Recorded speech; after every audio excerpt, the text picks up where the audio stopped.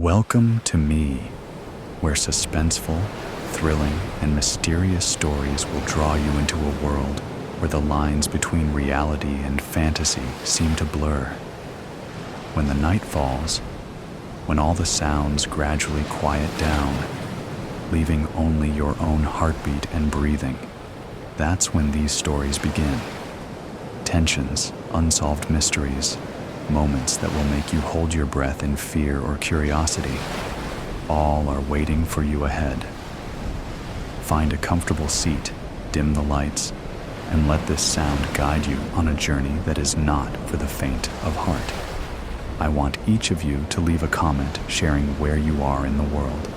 And if you are enjoying the episodes, don't forget to give a like and subscribe to the channel now. Relax. Are you ready? If so, join me in the first story right now. Warm tea, but odd aftertaste. The overgrown azaleas, camellias, and kudzu-covered trees engulf my grandmother's old country house with its petite porch and large windows. Perfume from the spring garden swirls around in the late morning air. After knocking on the door, my Aunt Arlene opens it slowly, and the smell of fresh cinnamon rolls escapes from the faint teal door. By the looks of the house, Arlene has not kept up appearances, nor simple maintenance. The paint's peeling, boards broken on porch, and even shingles missing from the roof are major issues I calculate in my first 5 minutes here. My aunt inherits the house after Nan, my grandmother, who died under questionable circumstances. "Come in, my sweet boy," Aunt Arlene says as she waves me in. "I'm so glad you came." I haven't seen my Aunt Arlene since my father's service. She hardly spoke to anyone there, and her reasoning is it's her only bother, and losing him meant she is all alone now, even though I'm still here. It causes her such great pain she didn't even come to the reading of his will. For Christ's sakes, it was just me, for my mother passed away from breast cancer 3 years ago, and my grandparents died about 15 years ago. So I am the only other family she has. She shuffles across the vestibule towards the front sitting room. The morning sun bakes the overly stuffed room. "Please have a seat, my dear." She motions towards a chair near a coffee table. Then she sits across from me on a satin love seat.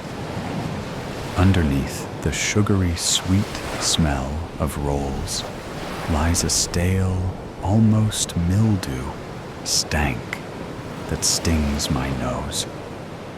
The coffee table has stacks of mail and smut novels, along with a sterling silver tray with tiny teacups, sugar dish, and dessert plates. Over the fireplace, cobwebs blanket the matching pair of candelabras, with a trail leading to dancing figurines, which are broken in this place and that. "I'm sorry about your father," she says, while her jowls jiggle among a slit mouth. She brings up a handkerchief to the corner of her lips. Her head and hands shake a bit, as if she's strung up by marionette threads and the puppeteer isn't paying attention. "I'm sorry as well. I know you and Dad were so close," I add. When I adjust my khakis pants, a loud pop comes from the chair cushion, so I gently lean back with my hands on my knees to avoid moving again, just waiting for the chair to cave in. Aunt Arlene straightens her lace collar on her well-pressed dress, like she didn't hear the my ass breaking the chair. You know your parents always wanted to give you a little sister, but I believe your mother only wanted a girl she could dress up in fancy little dresses. Arlene sighs. She tinkers her dainty gold watch on her wrist. It's so small, I doubt she could even read it. This place seems to have paused the minute my grandpap died. Even the grandfather clock in the corner, which keeps eternal hands at 10 and 2. I don't know how old my aunt is, but when I was little, I would pretend that she was like 110. She carries herself all hunched over with gnarled hands that look like they don't even open anymore.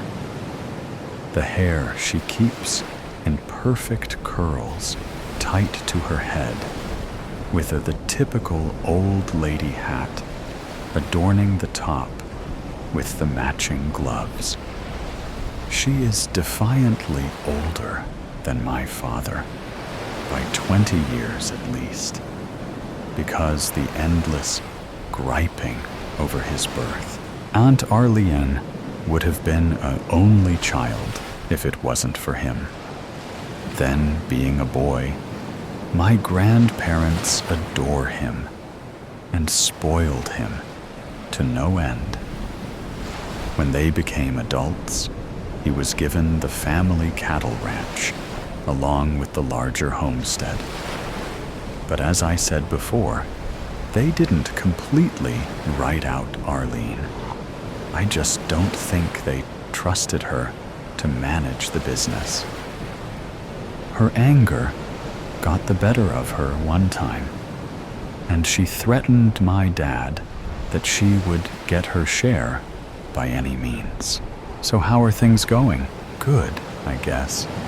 I'm not sure I'm quite ready to take over the ranch, though, I said. Well, I can understand that. You're still so immature to have such a large responsibility over so many people and money, she says with tight lips. My eyes about popped out of my head, and how can she sit there staring at me as if that's not an insult? You know that I've graduated with a master's in agricultural sciences with a BS in business. And not only that, I've worked for Dad since I could walk. I've spent the last 3 years working on networking and research to increase production. I can feel my face boiling red, for Aunt Arlene knows all of this. She constantly interferes with my dad's decisions to include me in any of the family business. She clears her throat. It's one thing to wrangle calves down in front of a crowd to impress young farm girls. It's another to manage $1 million cattle ranch with trucks and employees. I'm still not sure why your father didn't place me on the executive committee. I mean, at least until you're old enough to make managerial decisions. The ranch hands don't even trust you yet. And some bits of paper isn't going to get you respect in this field. She claps her mouth shut. My chest tightens, and I feel like my head is about to explode all over this ugly antique rug. Deep breaths. Take deep breaths. I run my hands down my face and squeeze my eyes shut. My Aunt Arlene has always been like this, though. She believes we didn't run the ranch how Grandpap wanted, and he would be disappointed in my dad. I just want to tell her, then why the hell didn't he give you the ranch instead? The grudge she holds against my dad seems to have gone to the grave, which is a damn shame. Well, Arlene, my dad has already proven. Ringing came from the kitchen. She promptly stood up. I've baked us some goodies, my dear boy. She gave me the oddest smile. She locks her heavily wrinkled eyes to mine, which appear to be shiny, then smiles with every single tooth. Her stare sets into my soul, but breaks when a whistle from a kettle starts.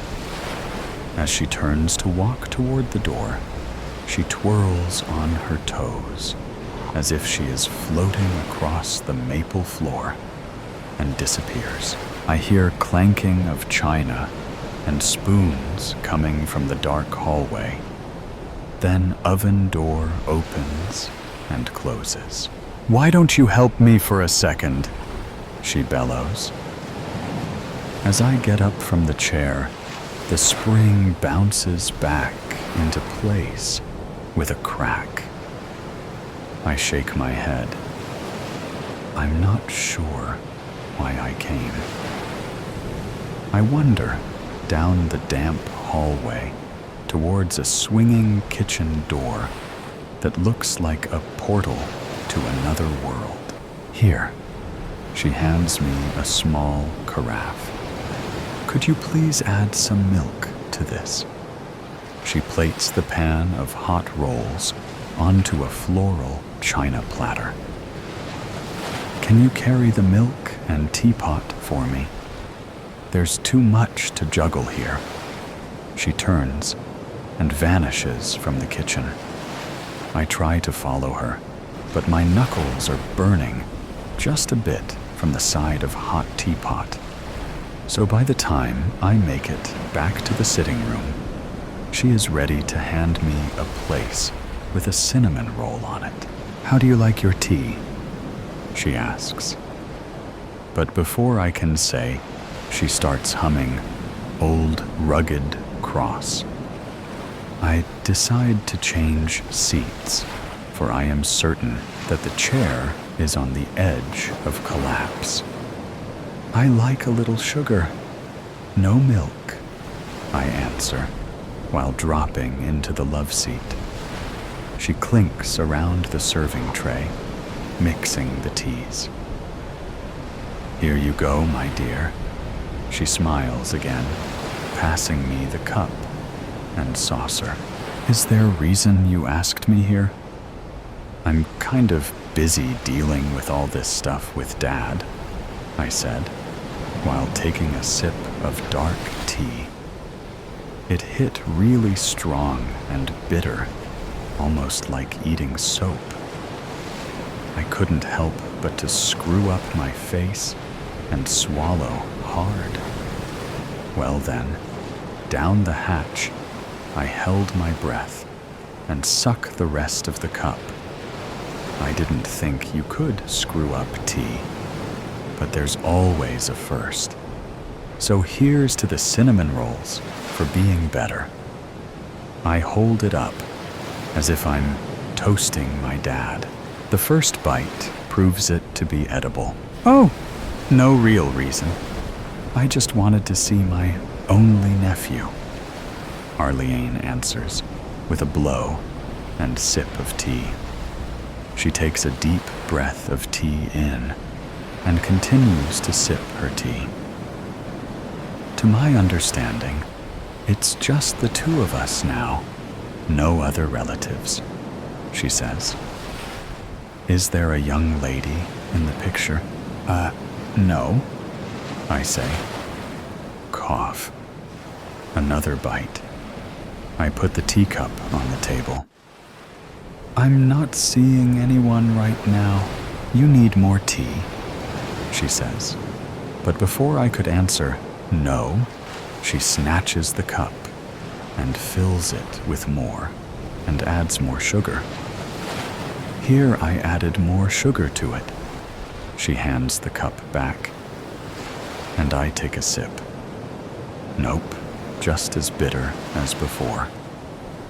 Another cough. I made a new flavor of tea. It's a bit darker than my usual, but I didn't think it was that strong. Want me to add some milk? She reaches out for my cup again. I wave my hand to decline and chug the remaining. Cough. A pain in my stomach slams into my ribs, and the cinnamon roll tries to run up my throat. I'm not feeling too... But before I could get the words out, the world blurs, and my head feels like it's full of lead. And I feel my body slide down the love seat to the floor. Well, my darling nephew, I've grown tired of you and your father taking from me. And now I'm finally getting what is rightfully mine. I hope you enjoy your last meal. I really do think the oleander tea tastes better with some milk. Aunt Arlene's large smile fades to black, monochromatic. This story includes depictions of mental health and death. There is nothing graphic, but these topics are touched on. I had never been quite fond of Eve as her psychiatric nurse, the buoy who kept her from drowning in an ocean of madness. I should have made an effort to respect my patient. I should have, and yet I couldn't. It was unbearable to deal with a soul so far gone, someone so dreadfully insane. Nonetheless, Evelyn Barrett was still mine to care for, my own burden. It was odd to dwell on the fact that someone so young, barely even 18 to be exact, could mentally fall down such a slippery slope. Eve was admitted to the sanitarium around 2 months ago, following her breakdown at school. According to her classmates, Eve had never been social. She tended to keep to herself when given the choice. And while this was not abnormal behavior for a teenage girl, it had always been different with Eve. Well, it had grown to become different. Students began reporting incidents involving Eve. They would hear her muttering to herself in class, her words unintelligible, but her whispers crazed. They would hear her sobbing in bathroom stalls. Her teachers noticed her grades slipping. Eve would write ominous messages on her papers, and she would draw horrific drawings in her notebook. Drawings of characters plucked straight from horror movies, monsters. Though her behavior was abnormal, Eve caused no problems. She remained silent, which was nothing out of the ordinary. She basked in the endless insanity of her paranoid, twisted mind. But at that time, no one was aware of how truly twisted it was. After months of containment, Eve suddenly exploded. She jumped up in the middle of class and shrieked, screaming bloody murder. Accounts of the story from her classmates explained that Eve screamed, "Leave me alone," dozens of times.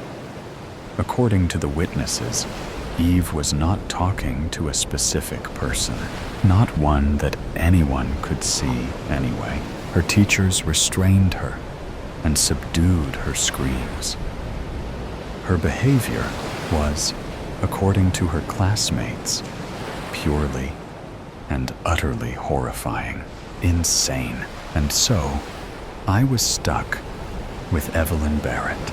I tried to build connections with my patients, and usually, I was successful. Over my years as a nurse, I liked to think that my psychological support helped my patients heal. It did. There was no doubt about it. I did my job well until Eve came along. For some odd reason, I could not break through with Eve, break into her subconscious and heal her fragile mind. Whenever I tried to talk to her, she would do one of two things. Either she would completely block me out, or she would scream nonsense at me. In any case, neither method was beneficial in the slightest. The past 2 months had consisted of pointless therapy sessions and no progress whatsoever. I couldn't help but feel sorry for the poor girl. As I walked into my tidy office, I pushed out a sigh and slumped into my armchair.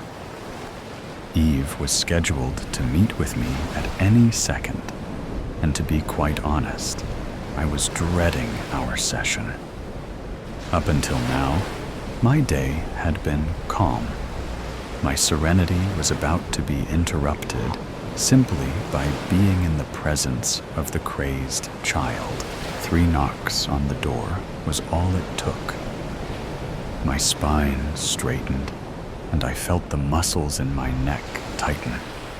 My automatic physical response whenever Eve was near. The creaking of the door disturbed my therapeutic silence, and as I watched a caretaker escort Eve through the doorway, a queasy feeling began to form in my gut. Eve seemed on edge today, more on edge than normal. Her long cascade of honey blonde hair was ruffled, as though she couldn't be bothered to run a comb through it. Her face was a sickly shade of white. The shadows casted upon her face complemented the lack of life within her frozen, gray eyes. Eyes that hardly looked like eyes at all. She looked dreadful. The caretaker made sure that Eve settled comfortably on the couch before taking her leave. Nevertheless, Eve looked nothing but uncomfortable. She brought her knees to her chest and hugged them tightly, her body resembling something of a ball. Her hands shook while her feet tapped on the cushion over and over again. It was easy to assume that nerves had Eve in a chokehold. "How are you doing today, Eve?" I asked the girl, my voice visibly annoyed. I didn't care enough to put on a facade for her. Eve wasn't fond of me, as far as I could tell. It was obvious by the way her eyes ever so slightly cut into my face, as though they were 2 honed knives. Regardless, the feeling was mutual, and so treating one another this way had become routine. Usually when I asked her a question, Eve ignored it completely. I assumed she would simply ignore me by the way her gaze dug into my skin, and so I wasted no time before pulling out my notebook. Lazily, I jotted down a note. "Silence," I wrote.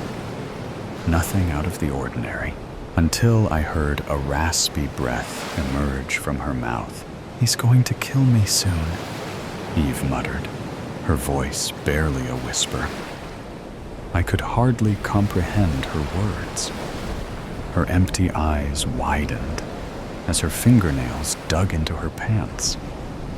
The girl rocked back and forth in a crazed manner, almost as though she truly feared for her life. I, for one, believed that Eve was bananas, but as her nurse, I could not disregard such an alarming phrase. Who? Who's going to kill you? I asked, as calmly as possible. Though I knew that Eve was completely mad, I knew that she was. Her words still managed to send a chill through my bones. Eve disregarded my words for a moment, her mind unable to flee from whatever eternal nightmare it was trapped in. Her gaze remained on the ground and focused on anything but me. Seconds ticked by. Minutes. Finally, Eve's eyes snapped to mine, somehow more frantic than before. He's taking over my life, the world around me, everything. She snapped loudly, her sharp words making me flinch. Her body recoiled after her outburst, and she scrunched back into her ball with a shaken expression on her face. He's going to kill me soon, she repeated. I just know it. With a sigh, I set my notebook aside and leaned forward. This wasn't the first time that Eve had acted up during a session, but this was the first time that she seemed so sure. So sure about the fact that something was bothering her. I said, "You are safe here, Eve. Nothing is going to kill you.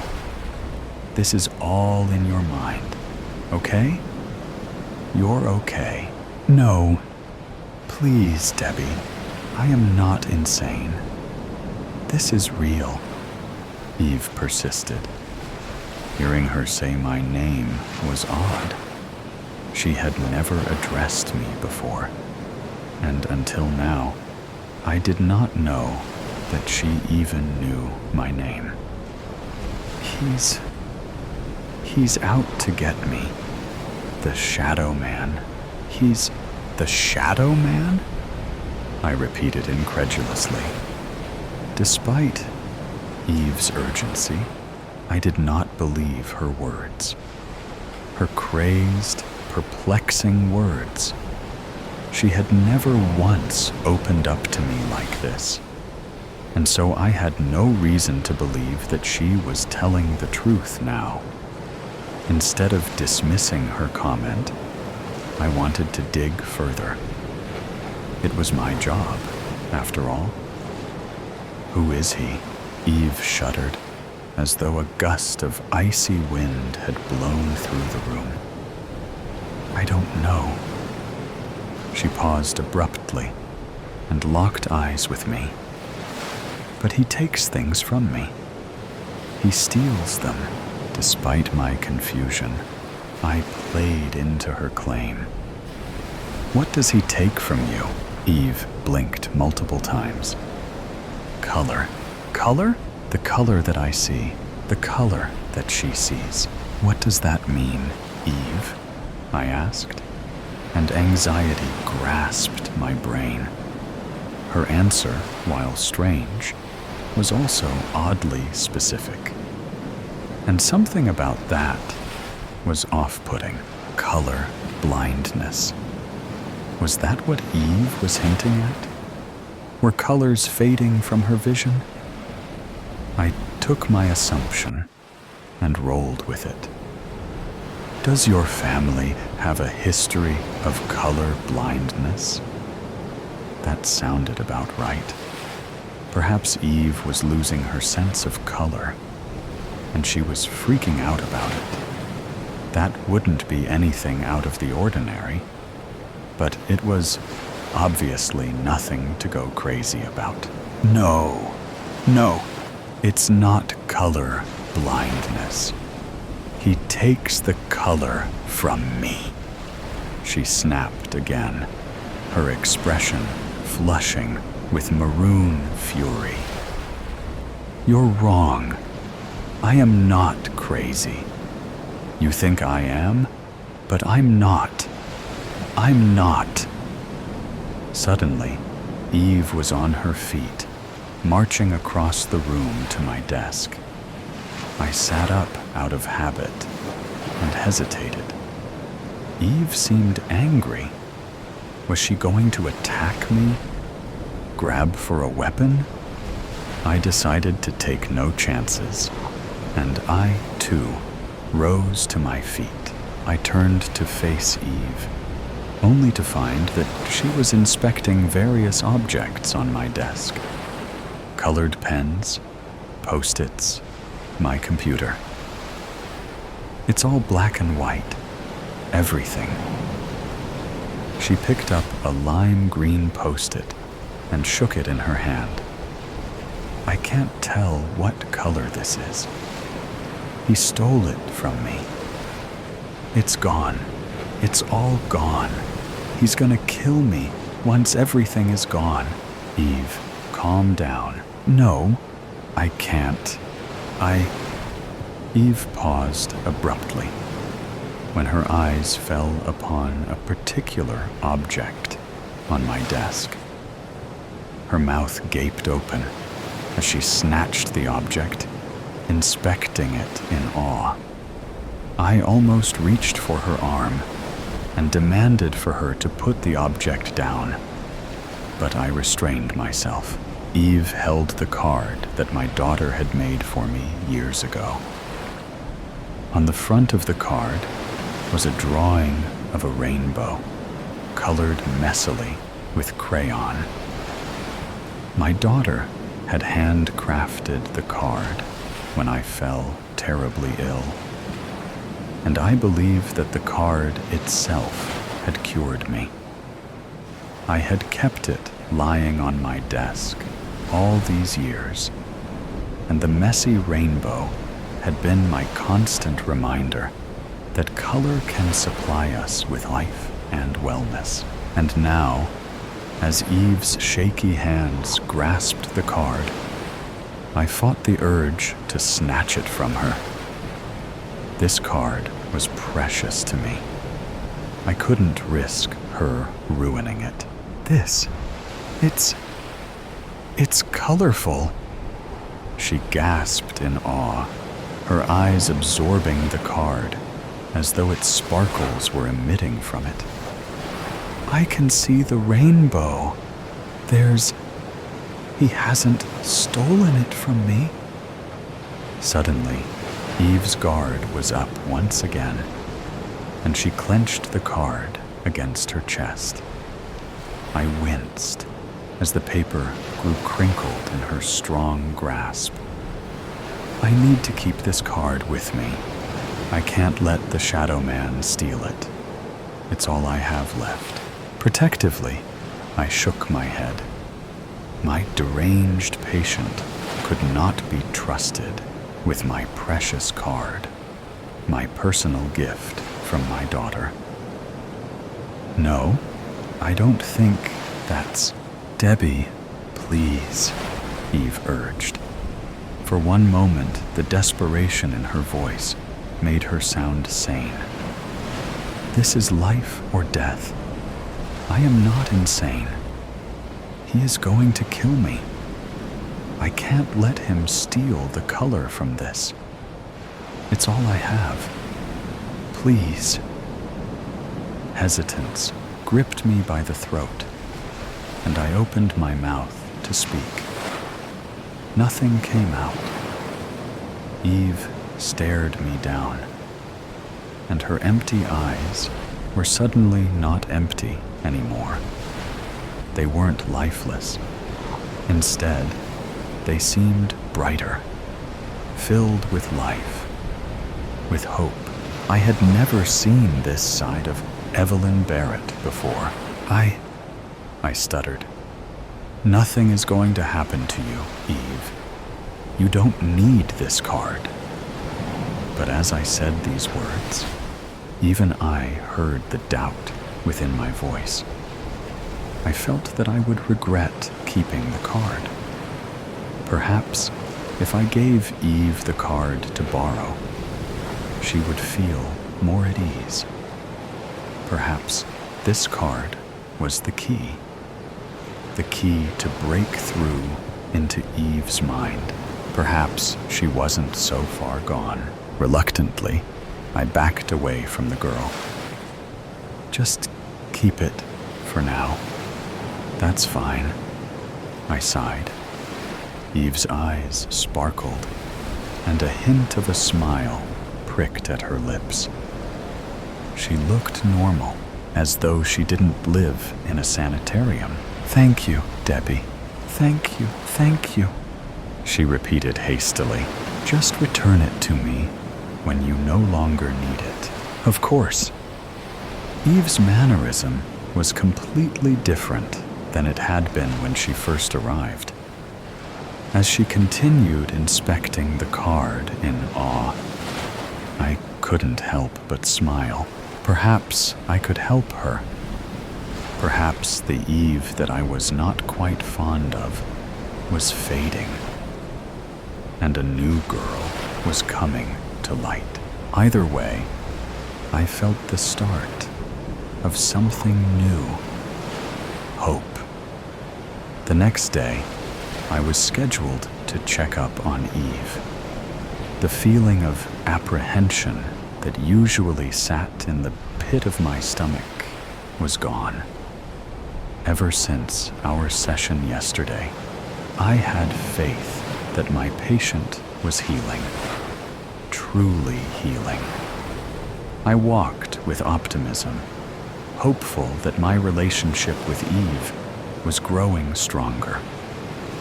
One of the best feelings as a therapist was knowing that you were of aid to your patient, that you were able to dig them out of a great hole. It felt rewarding, fulfilling.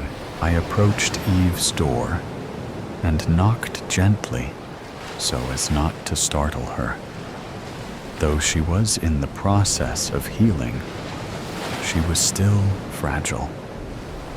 I waited for a few seconds before knocking again. Eve did not respond, and I heard no noise from inside the room. The queasy feeling in my stomach returned. I knocked louder. No response. To accompany my uneasiness, an alarm resonated through my skull. Something was wrong. Skeptically, I pushed open the door and took a quick glance around the room. It didn't take long for me to spot her. Eve.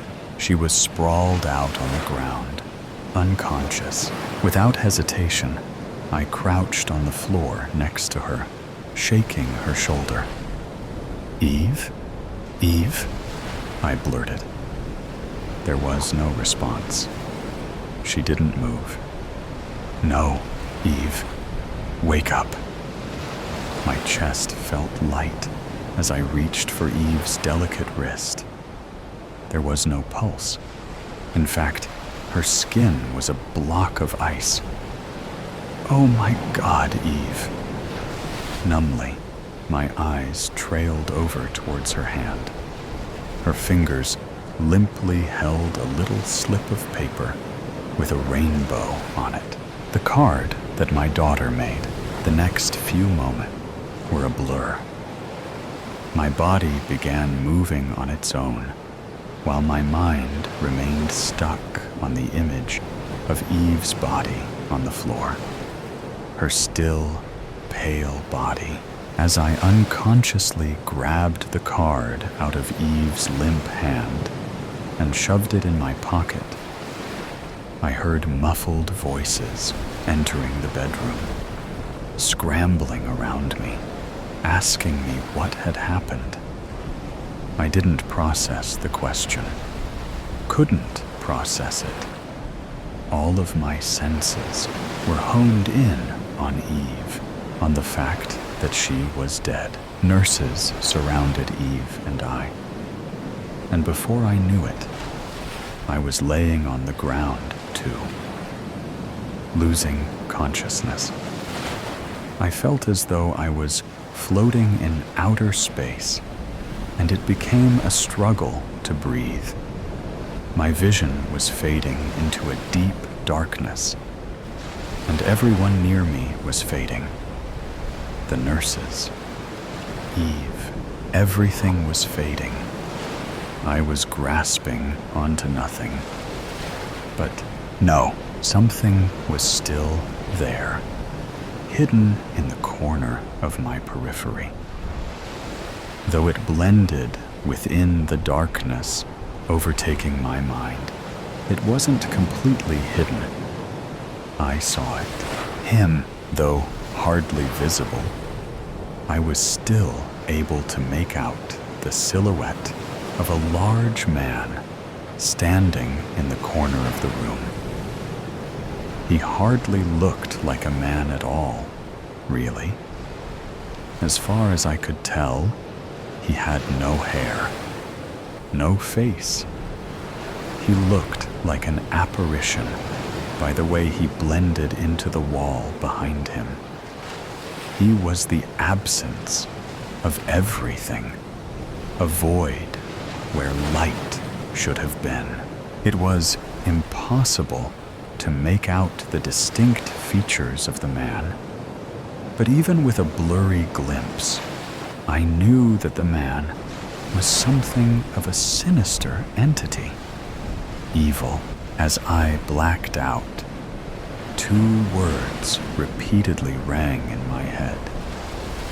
They reverberated deeply, their consonants sounding of menacing death knells. It was all I heard as I lost consciousness. Shadow man, shadow man, shadow man. I woke up with a start on the couch in my office. My thoughts immediately trailed to what I last could remember. They trailed to Eve. She had died. Was that all a dream? What if it wasn't? What was the cause of her death? She was healthy, physically at least. Nothing made sense. The shadowed silhouette grazed my thoughts, and a chill fell over my body. I must have been imagining the man. I had not been in the right state of mind, nearly on the brink of passing out. It was an illusion. It had to be. So why was it that Eve had also been hallucinating a shadow man? A lump in my pocket alerted my senses, and I reached for whatever was inside. My fingers lifted out a piece of crinkled paper, scrunched up in a ball. The card. It was ruined, shoved in my pocket like a piece of trash. As my eyes welled up with tears, I unfolded the paper and examined the rainbow on the front. I blinked multiple times and wiped away the tears from my eyes. Something wasn't right. My vision was playing games with me. As I stared at the card, at the sloppy rainbow on the front, my heart dropped as I realized something. Eve wasn't crazy. The rainbow on the front of the card was no longer drawn in colorful crayon. It was purely black and white, colorless heart. Set your story in a world that has lost all color. Colorless Heart by Lucy Apatow. Marie roused from sleep in the double bed inside the Paris Hilton Hotel. She sank into the comfort of the silky sheets and the fresh fabric smell. A smile splashed across her face. unable to open her eyes just yet. Freedom at last. Just her. No one else. No jumping on eggshells. Not being caught off guard. No secrets. No lies. Just Marie. No other soul in this room. Away from him. But it wasn't only about liberation. It was about protection. Keeping her loved ones safe. She had to keep them alive. And this was the only way. Freedom for herself, but separation from her loved ones. But that one person foremost in her brain. Salvatore. Marie had recently attended a gun range and learned how to fire a gun, just in case. She never knew when she might need to use it. It was about protection. The alarm on her mobile phone jerked her fully awake. A yawn filtered through as she slowly opened her eyes and spotted her phone on the dull black bedside table that had been brown yesterday. The white cushions that had been hues of purple. The black curtains that had been taupe. The ash black carpet beneath the bed that had been gray. And the black sky through a gap in the window curtain that had been blue. No more blue skies. No more shades other than black and white. The world had lost its color. Marie's breath quickened as her heart palpitated. She rose from bed and rubbed her eyes hard. It had to be her eyes. Had she suddenly become colorblind? Where were all the bright, vibrant colors when it was what she needed? She shut, then opened her eyes, but nothing changed. Her world was drab, colorless, soulless. Her shoulders slumped over. Her head bowed. A slow chill ran up and down her spine. Curiosity peaked. Her skin reddened and turned hot. She had no choice but to be here in this colorless world. What had happened overnight to turn her entire world into a shroud of darkness with only black and white in its midst?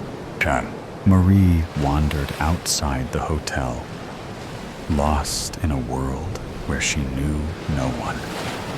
She had left Melbourne to make a fresh start in Paris, so nobody would find her.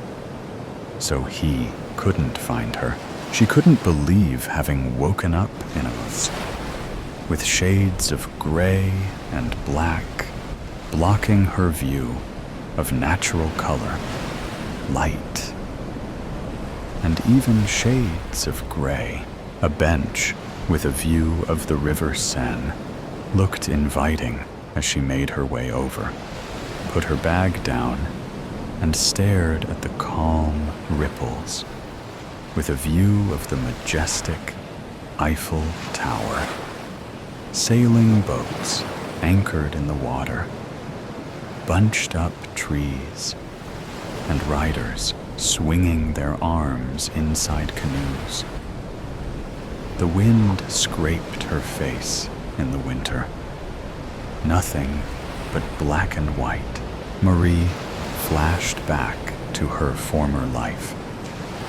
Back home where she worked as an interior designer, married to a man she didn't love, and friends who would most likely understand her escape.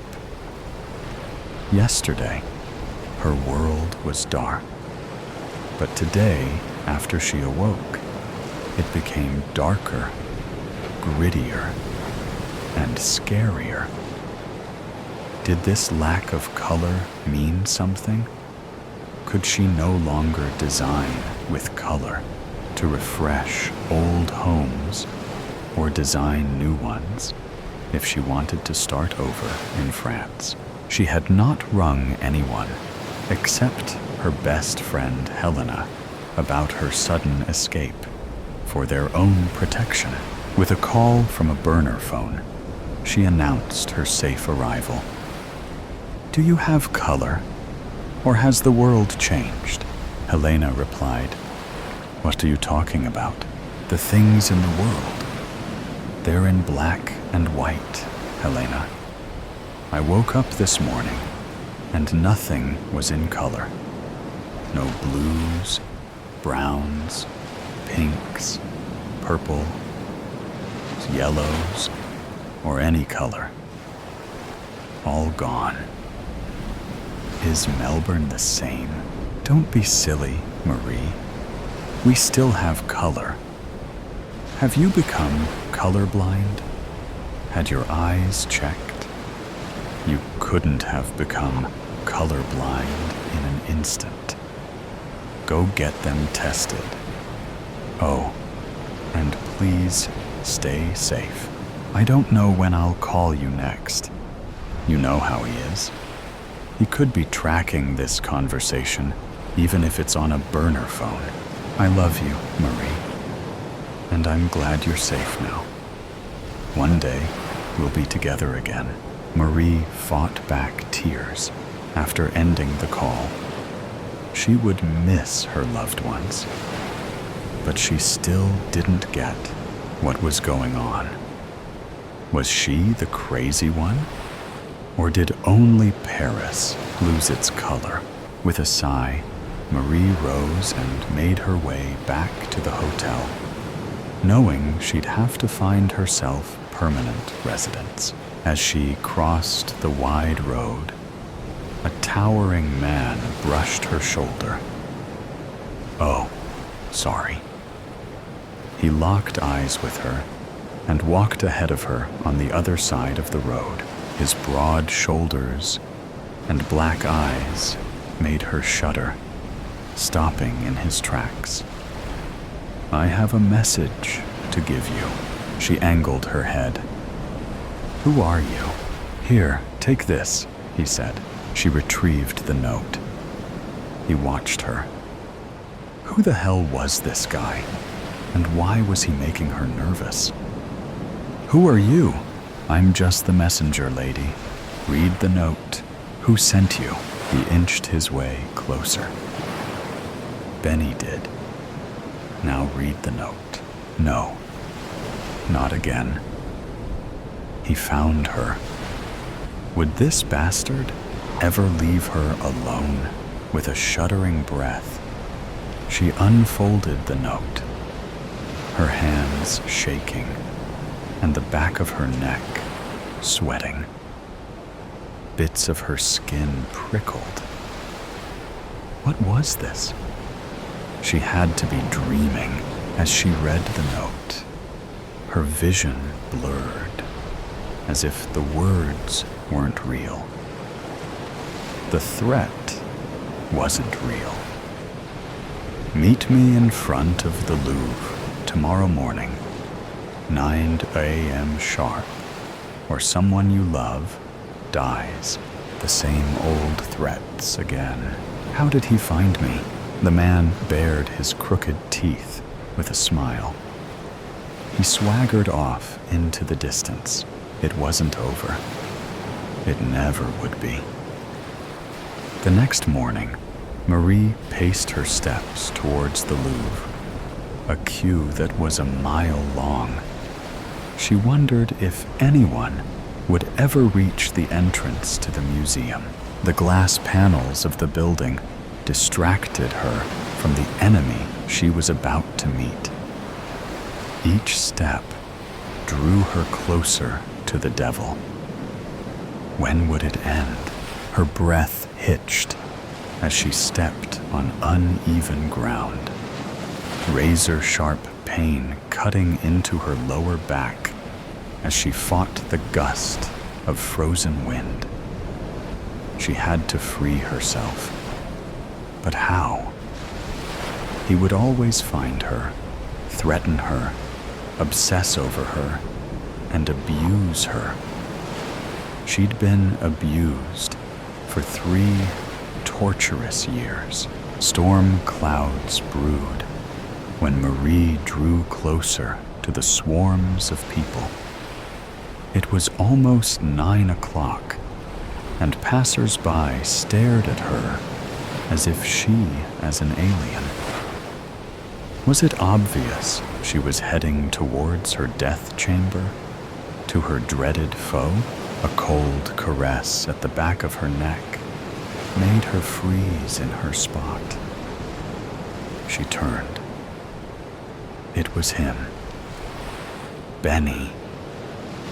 In all his wealthy glamour, the bastard wore a black tie, black buttoned-up suit jacket over a black cashmere jumper with black pleated pants over Italian leather shoes. He smelled rich. "Follow me," he said, as he prodded her towards an unknown destination. They walked in silence as his intermittent glares unnerved her. The squeeze of his arm draped through hers, leaving bruises, but she said nothing. His pinch at the back of her neck made her flinch, but she said nothing. The push and pull of her hair strands made her want to cry out, but she didn't. Hidden pain to display her fake strength. When finally, she sat down outside the cafe with its outdoor setting, he ordered hot drinks and croissants. No one does what you did and gets away with it. She swallowed, her lip trembling as she stared past him. "Please don't hurt him," he chuckled and threw his head back, his stained white teeth prominent. Flicking a cigarette over an ashtray, he tilted his head. "You're lucky I love you, Marie.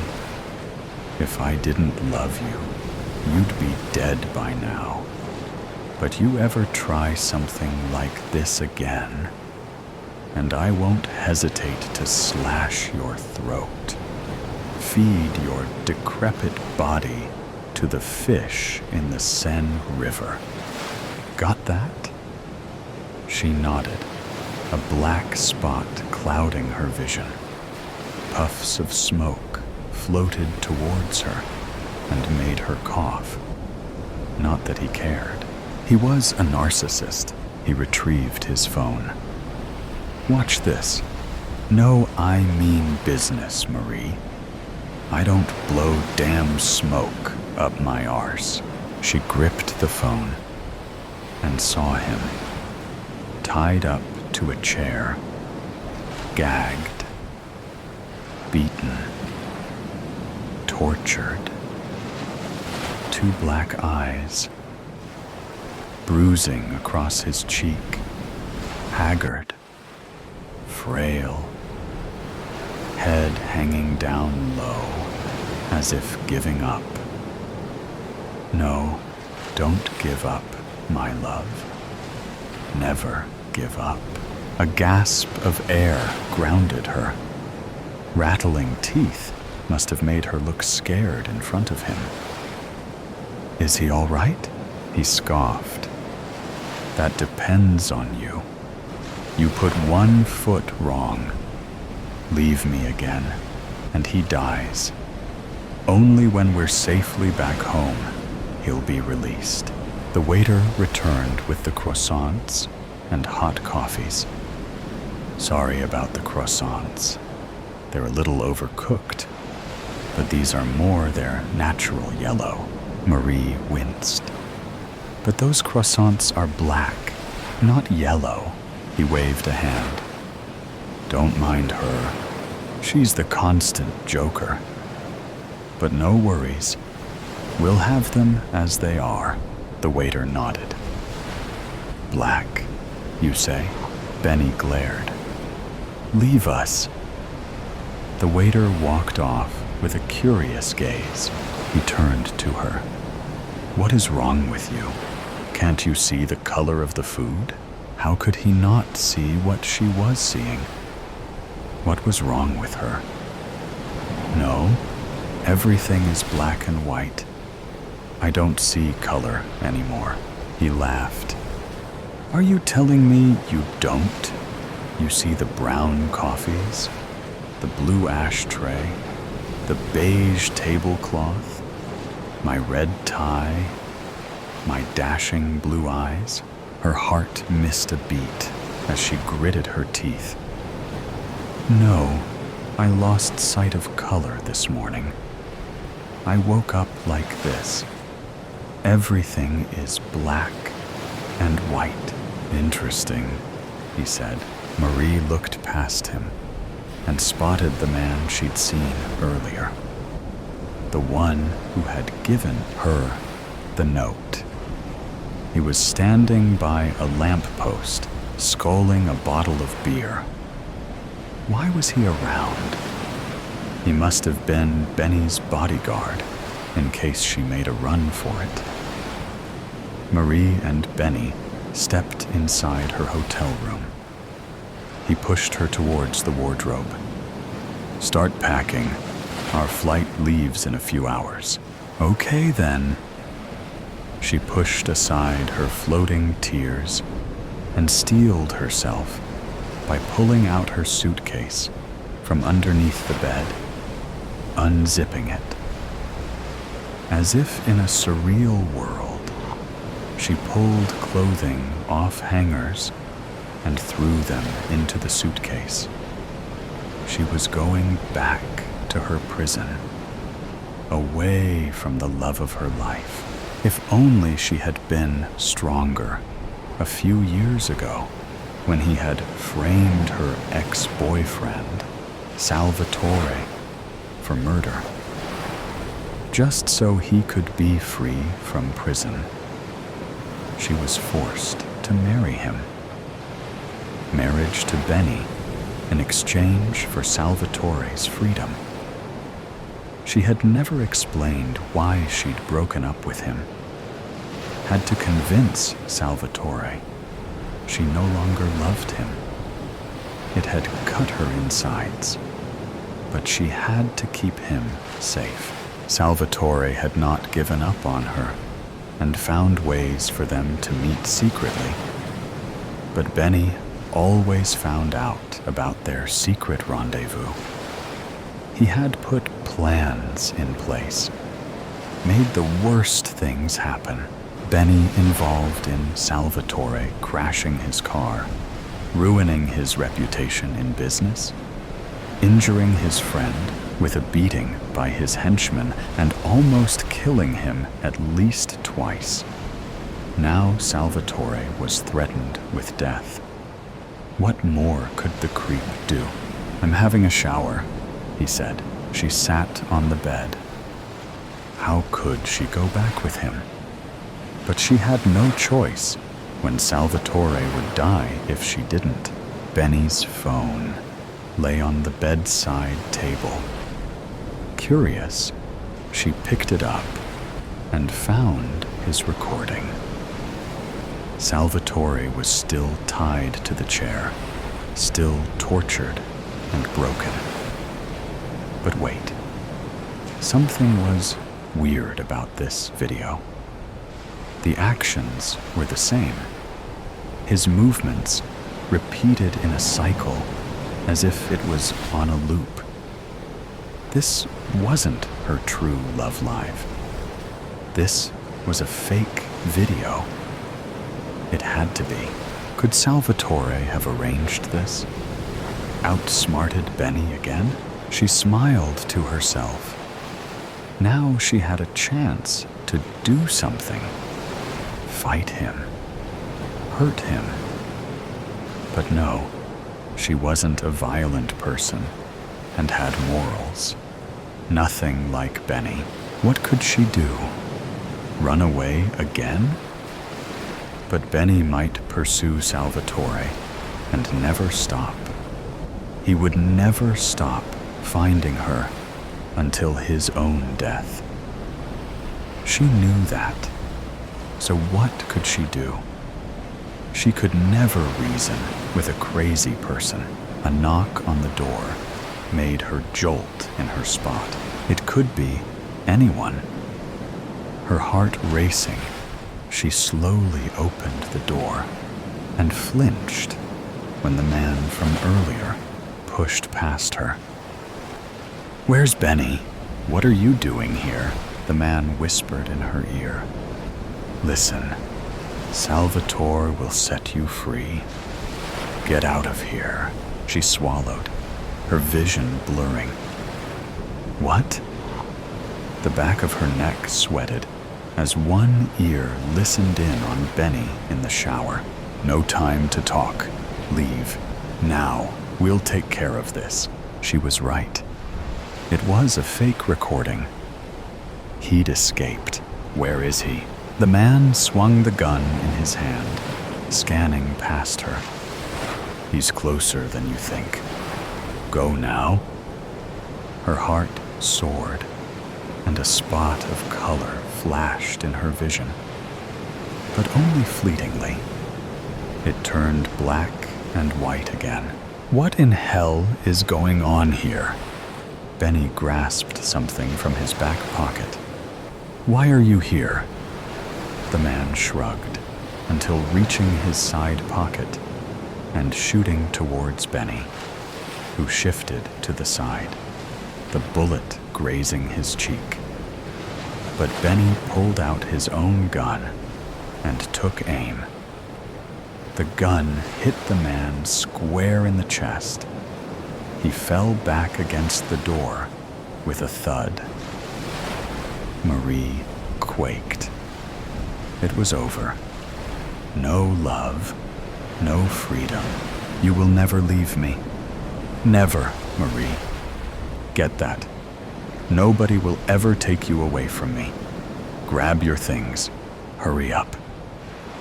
He shifted the strange man's body to the bathroom, blood pouring out of him like a tap. When he returned, Benny shoved her aside and flung the remainder of her clothes into the suitcase. "Now zip it up and let's leave pronto." He sat on the sofa and scrolled through his phone.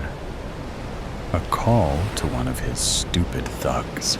Goosebumps swarmed like insects over her arms as a dull ache at the back of her neck made her queasy. This had to stop. Slowly zipping up the baggage. A shuffling sound underneath the bed made her think she was hearing things. But no.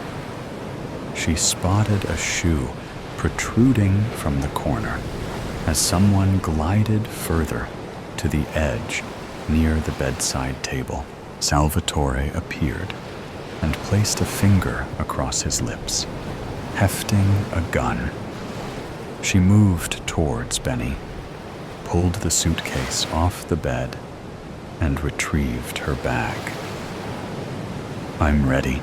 Salvatore flung himself in the open and approached Benny with an aim of his gun. "Put your hands up. Now." Benny flinched. "You have a death wish, don't you?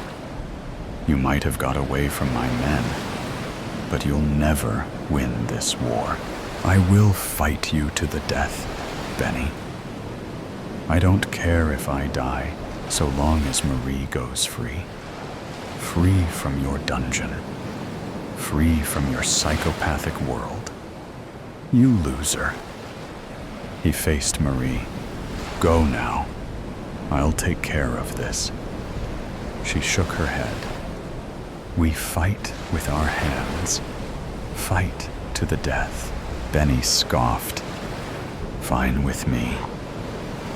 He shoved his pistol inside his back pocket and took a fighting stance while Salvatore did the same. "No, please, Salvatore. Just go. I can't be with you. Benny's my husband. I'm going back to Melbourne with him. Please, leave." "No, Marie, enough is enough." Benny threw the first punch, then another and another, until he went down. He gouged one of Salvatore's eyes and flung his head hard against the carpet. Marie moved. "No, Benny, stop. I'll come with you. Please stop." Benny softened, giving Salvatore the chance to pound into Benny with a blow to the kidney, and then a swift kick in the leg. Lamps overturned, magazines tumbled in the air, and the coffee table shifted. Benny kicked him on the side of his abdomen, and he keeled over. She had to do something. But what? Benny reached for something in his pants pocket. A flick knife. No. He was going to break the rules. Not on her watch. Salvatore attempted to rise when Benny stepped forward. A smirk plastered over his face. He wandered over to him when the knife swung in the air. Marie reached for his back pocket, pulled out the gun, and aimed. "Stop, or I'll shoot," he scoffed. "You don't have the guts. Don't even know guns." Benny ignored her, about to stab Salvatore in the throat. Marie pulled the trigger and shot him twice in the stomach. The knife fell, and he dropped like a sack of potatoes.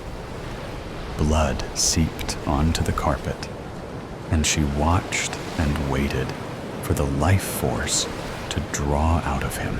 3 years of hell. 3 years of watching over her shoulder. 3 years of fearing the lives of her loved ones. Walking quietly on eggshells. Those days were over as the rotten apple drew his last breath. Salvatore shuffled towards her and hugged her. "I love you, Marie. I'm sorry I couldn't protect you from him.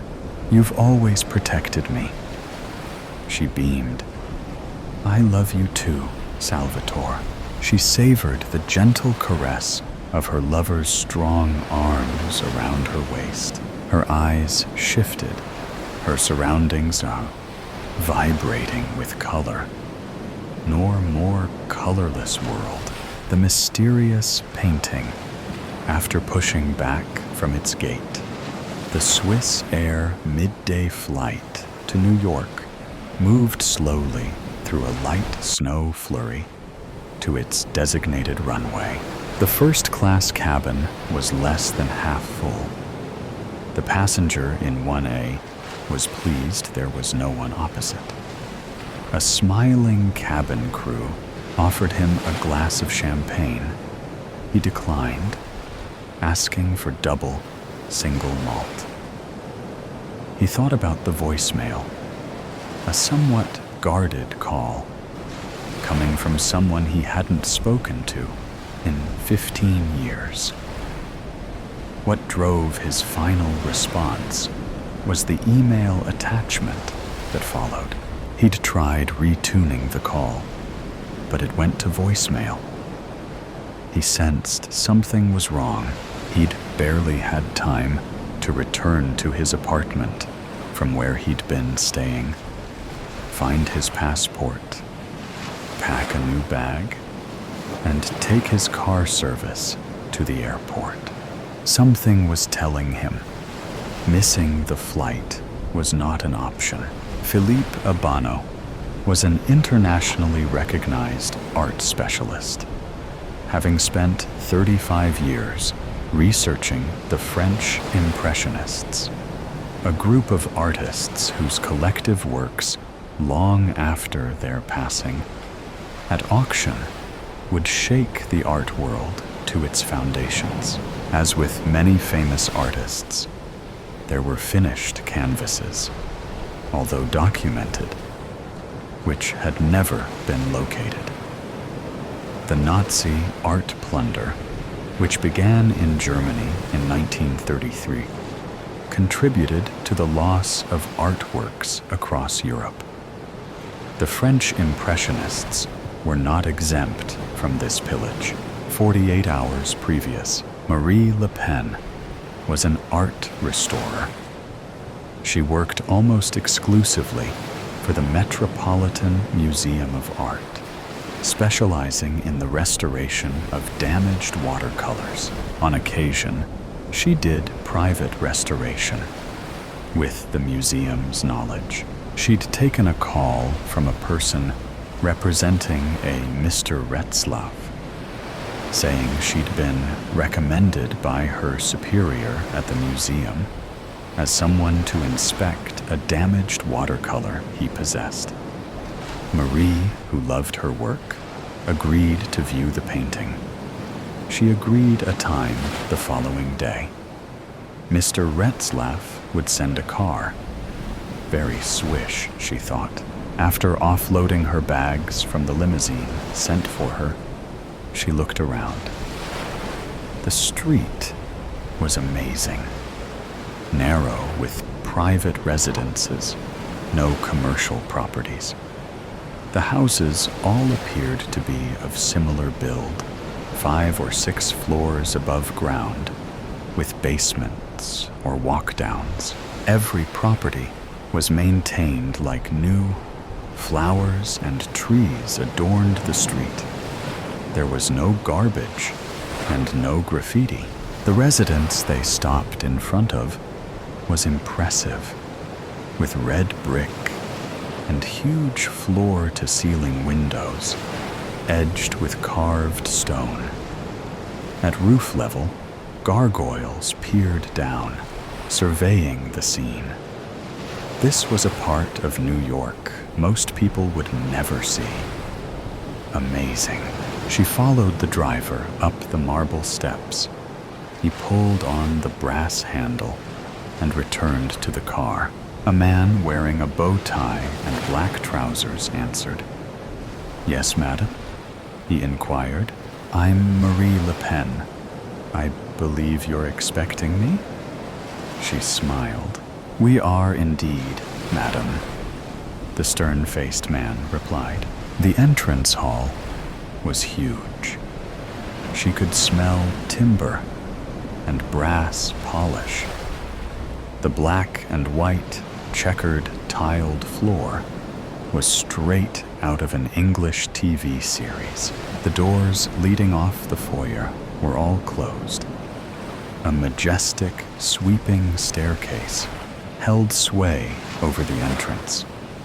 Huge brass vases, once filled with flowers, stood empty either side of the entrance.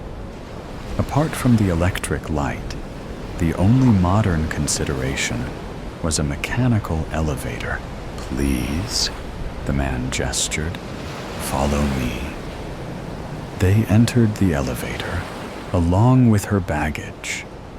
Marie watched as the man pressed 5. The door closed, and they began their ascent. On the 5th floor was another vestibule.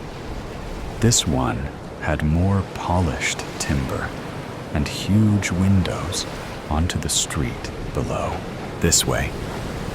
He gestured, then walked along a long corridor before he opened a large double door into what looked like a series of smaller spaces. If Marie hadn't had complete faith in her boss, she'd have been scared. At one side of the room, a man sat, straight-backed, with silver gray hair. She guessed at least late 80s, wearing a green corduroy smoking jacket. He stood. She could smell cigar smoke. "Thank you for coming. I'm Peter Retzlaff. Fact is, Miss Le Pen, I need an expert opinion as to a certain painting that is in my possession. Should I, or should I not, restore it? Your superior at the Met spoke most highly of you." Marie saw several large art tables, specialist seats, and an array of instruments, all designed specifically for art restoration. She was gobsmacked. There had to be $1 million in equipment and instruments, brand new, some still in their original packaging, just sitting there. The old man waved his hand, and the valet unlocked a large steel cabinet with racks of what looked to Maria like canvases, painted canvases in various stages of decomposition. Strange, she thought. He slid one of the racks out and removed a painting, a watercolor that Maria recognized. After putting on her smock and gloves, examined the item more closely. Behind her, a phone rang. The valet took a cell phone from his pocket and listened, then said something softly to the old man. They steeped away to the side of the room, out of earshot. Maria continued looking at the canvas, heavily water damaged with a once grand frame that also appeared flawed. She was about to make some preliminary notes into her phone. As she moved around the table, a splash of red caught her eye. The steel cabinet, which held the damaged painting, was open on one side.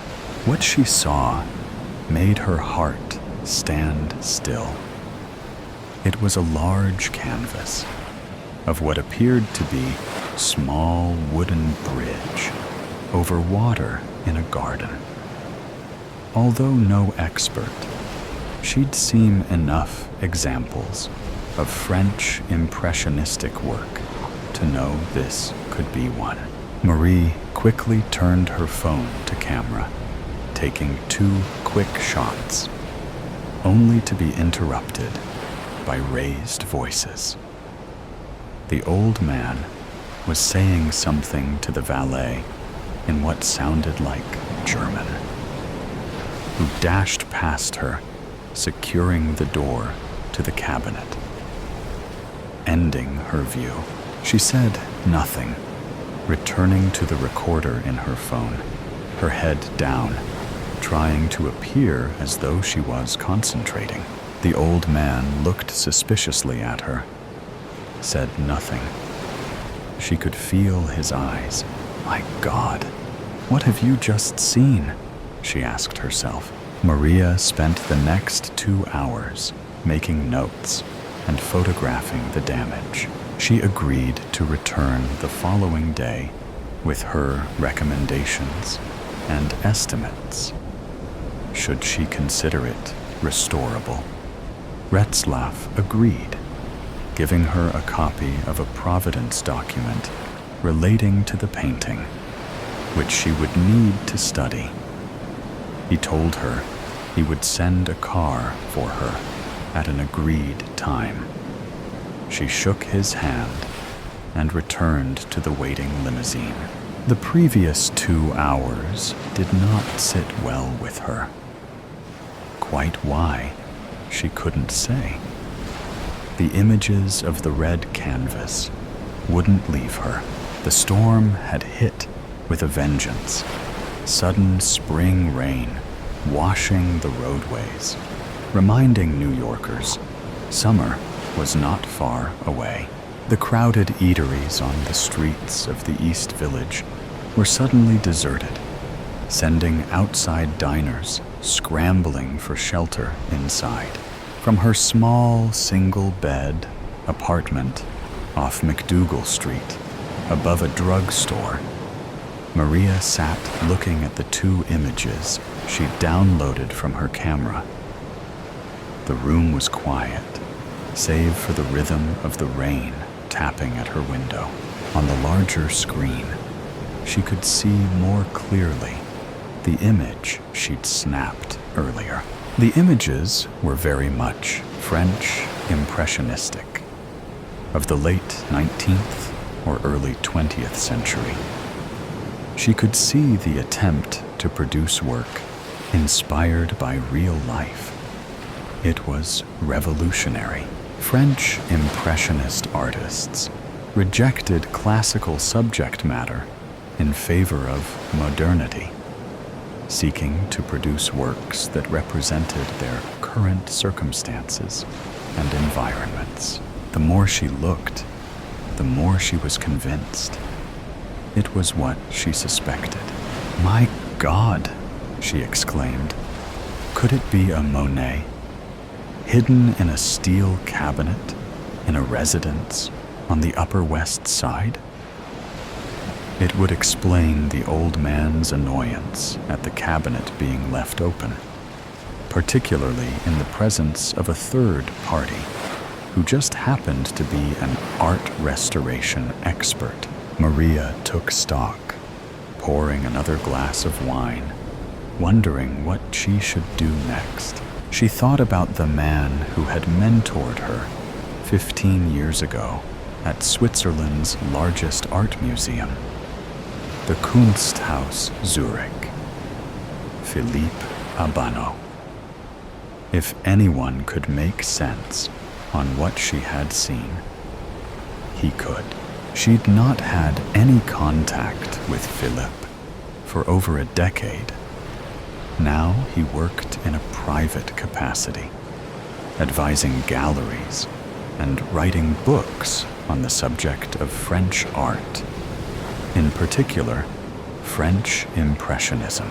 His web page provided email and phone contact details. Maria thought carefully as how she should frame the call without identifying the object.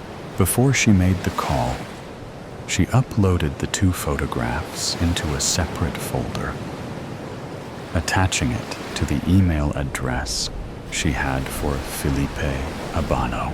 Suspecting the call would go to voicemail, she'd prepared a statement. At 10:30 p.m., she made the call, voicemail. She introduced herself, telling him of her current position at the Metropolitan Museum of Art, reminding him of their previous association, how she'd come to see what she'd seen, making no reference to a place or names, asking him for his opinion as to the images attached to the following email. Finishing the call, she pressed the send button. In the street below, a man sat in a black limousine, its wipers on intermittent sweeps, clearing the spitting rain, watching the illuminated small window above the drugstore. The Swiss Air flight gathered speed as it approached its takeoff point at Zurich Airport. Food and service trolleys rattled in their compartments as the aircraft's nose finally lifted into a gray, overcast day, the engines screaming. Philippe Abano was anxious and at the same time nervous, processing what he'd heard and seen in the previous few hours from one Maria Le Pen. Once the pilot had removed the seatbelt sign, he reached for his laptop. Putting on his glasses, began his search. East Village, New York City. Detectives Allison Maroney and her partner, Alex Sonny, stood at the open door of 1A, the apartment above the drugstore in the East Village. They flashed their shields at the uniform on the door. "What we got?" Allison inquired. The uniformed officers' badges read Lomax. "So, Officer Lomax, talk to us." The officer opened his notebook. "A deceased female found dead after we gained entry, possible gunshot. A Miss Holland." He gestured upwards. "In 2A, reported a cat calling and scratching at the deceased's door. Apparently, the tenant regularly let her cat out when she came home from work, and then opened up when Pussy wanted in. Except, this time, no response. Cat keeps calling. She, Miss Holland, knocked. Nothing. As she heard the tenant arrive earlier that evening, she was reluctant to use the spare key she had, deciding to call 911 instead. We attended. The cat was still scratching at the door. Miss Holland gave us the key and witnessed a non-forced entry. We discovered the body and called the station, securing the scene. The ME, who arrived shortly after we called it in, puts time of death at around 8 p.m., give or take. Pulling on latex gloves, Detective Maroney knelt next to the body. ID? Yes. A wallet with cash and cards. A Maria Le Pen, 37, works at the Metropolitan Museum as an art restorer. ID shows her address as here. No driver's license. Detective Sunny moved carefully around the small room. Laptop? Cell? Neither, though I'm guessing she had both. They're chargers for each in here and in the bedroom. To recap, Sunny offers.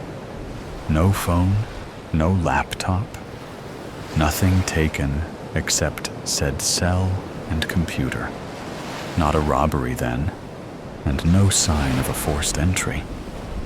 Sunny looked at his partner skeptically, shrugging his huge shoulders.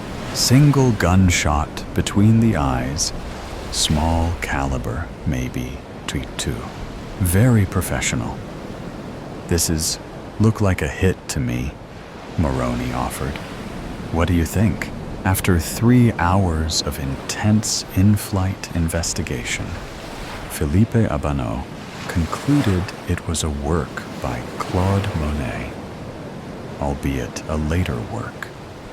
His once subtle transitions between shades became bolder and less precise, reflecting the challenges posed by his deteriorating eyesight. Monet's health struggles extended beyond his eyes, but his vision loss had the most direct impact on his art. And it was this Philippe Abanot recognized. He'd even found a reference to a non-catalogued work titled Pont sur l'eau bleue, Bridge over Blue Water. It was listed as one of several, being prepared by Monet's agent for exhibit in Paris. The exhibition never eventuated, the listed paintings unaccounted for. This was no great mystery for Armand. A number of explanations could be found. The artist withdrew the works, no reason given. An issue with the gallery, or sold before exhibition. The latter Armand found more convincing. It would also explain its anonymity for over a century. a private or family collection that may have suffered at the hands of the Nazi art plunder of the 30s. The whereabouts of many were still unknown. Either way, a mystery that may well be explained when he was to meet with Maria Le Pen in 4 hours' time. The night the engines died. The passengers of Flight 227 had just completed their meal. The cabin buzzed quietly with the clinking of silverware, an intermittent laugh, and the faint sound of rustling newspapers. Ordinary, routine sounds that masked behind the fragile facade of safety the horror that loomed just beyond. A stewardess laughed at a joke told by a passenger.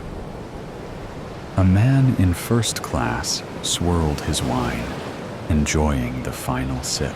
Suddenly, the intercom crackled to life, its static sibilant as a snake wrapping its way around the unwitting passengers. Then the voice, calm, deliberate, but with an unnatural solemnity, as if the captain was reading his own obituary. "Ladies and gentlemen, this is your captain speaking." A moment of silence, just enough time for apprehension to germinate. "I need to inform you of an issue." The words hung in the air, like an executioner's blade, poised to drop.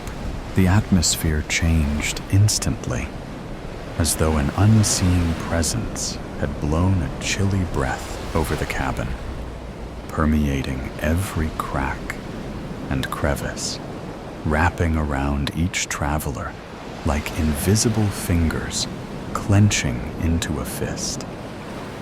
Talk stalled, laughter died, to be succeeded by tense silence, as though the whole aircraft had sucked in its communal breath. The pilot went on, his voice strained with shame, but shaking under the burden of the nightmare he had created. "In my hurry to leave Charles de Gaulle Airport, I failed to adequately monitor our fuel levels."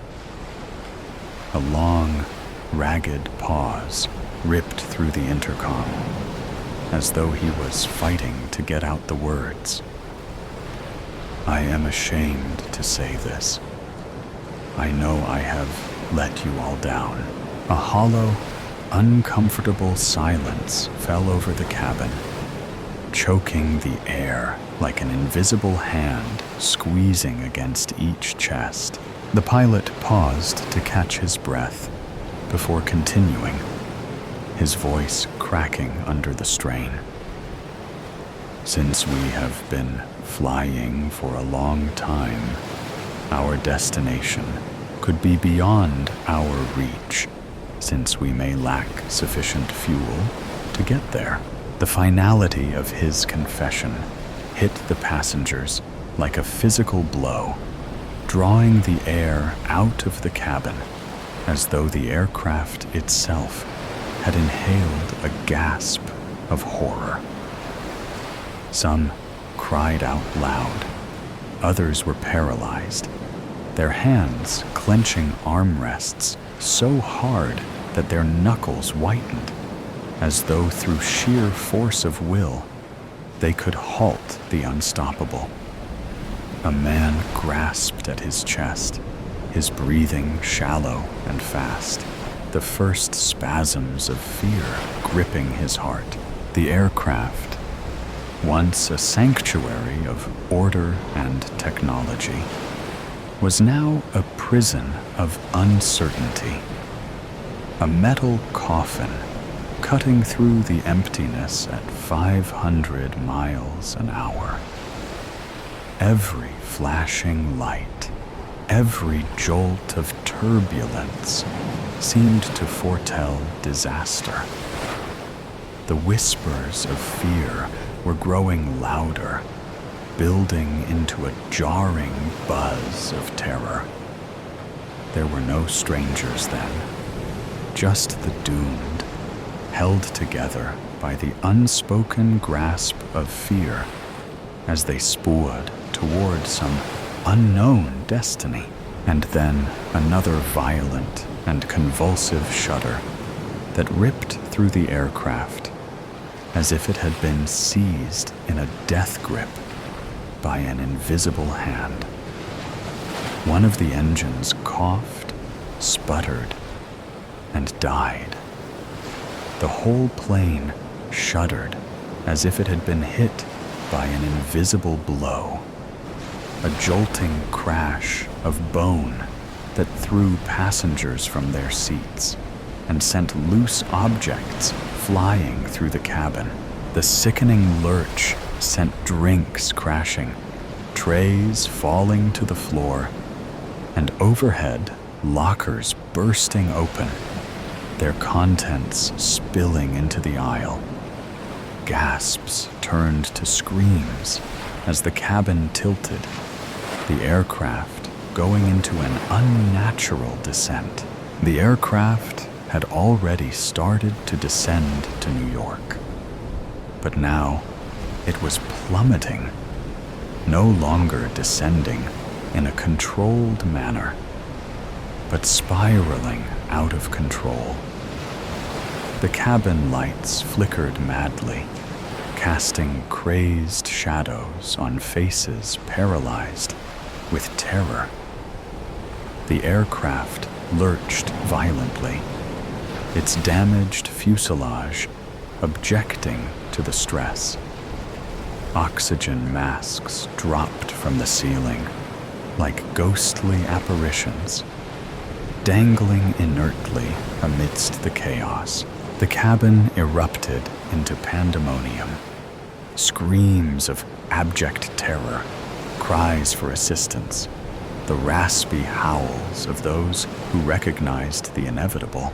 The night sky outside, once an endless expanse of stars and silence, now pressed in like the walls of a closing tomb. The vastness had turned suffocating, a cosmic void ready to consume them. Below, the earth was no longer a distant haze, but a giant, looming thing, reaching out to snatch them with an appetite that threatened to consume them.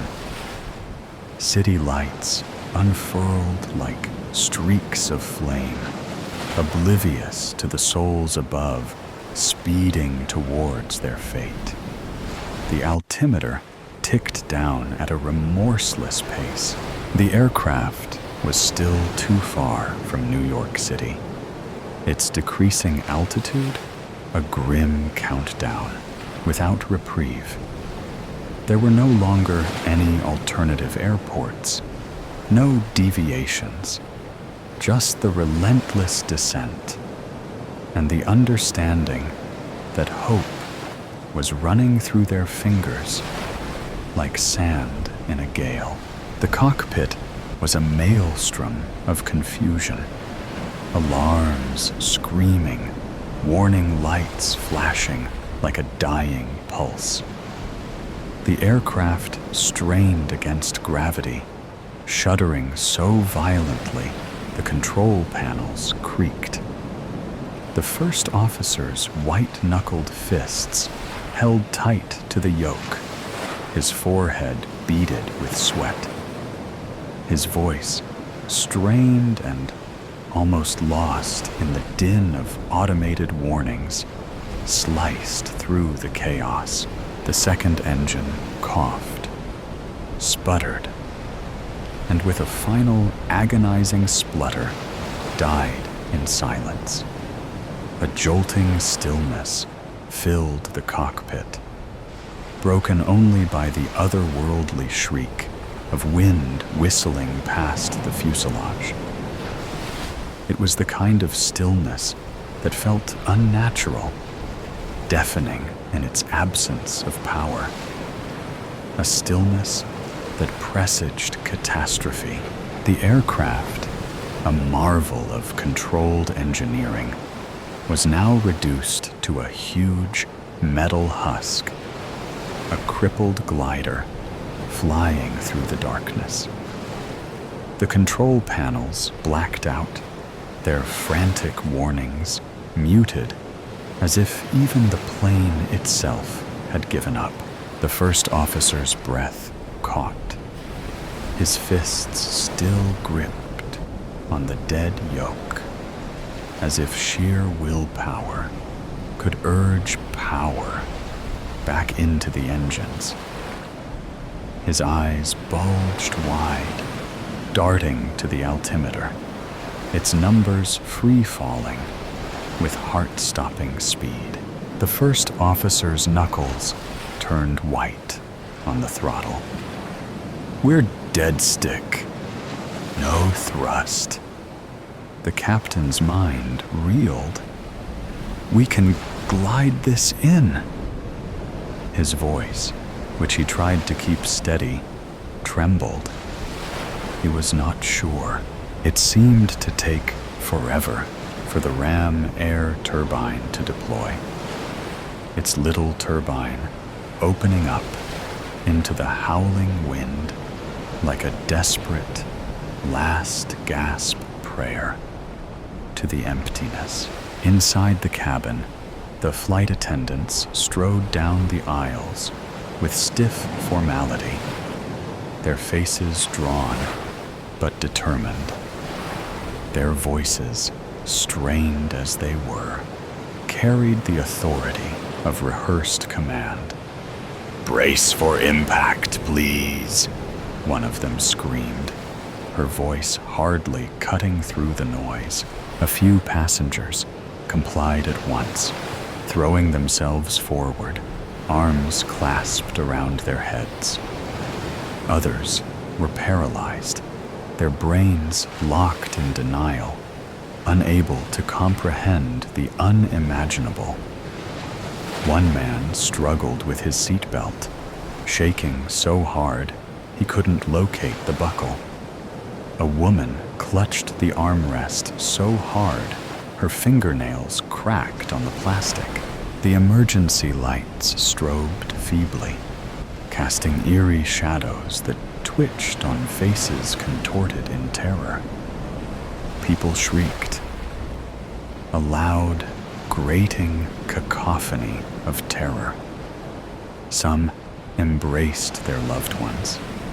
Others slapped hands over their faces, screams muffled by the deafening quiet of the plummeting plane.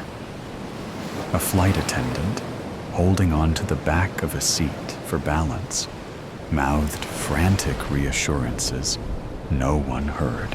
The aircraft vibrated heavily, the fuselage complaining in protest to the strain of its powerless plummeting.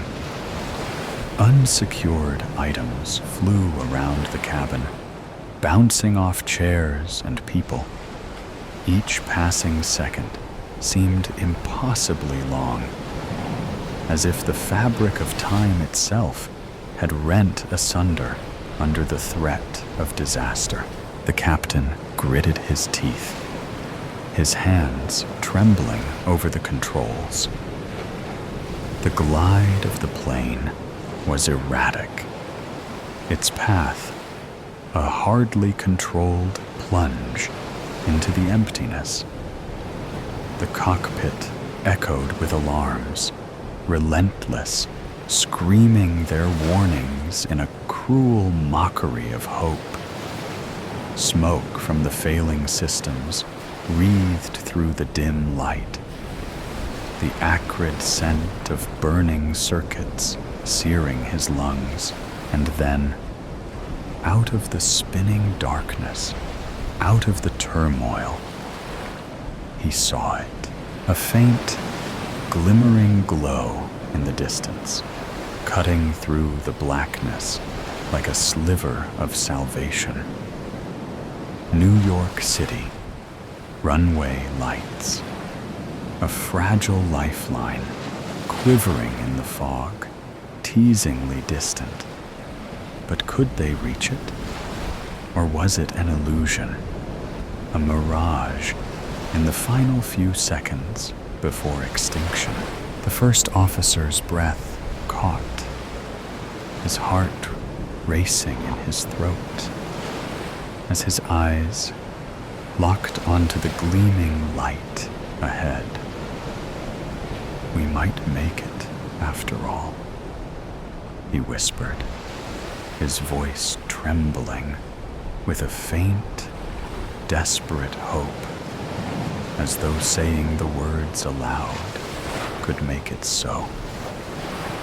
But beneath his words was the unspoken fear, the knowledge that they were still at the mercy of gravity, the wind, and fate itself.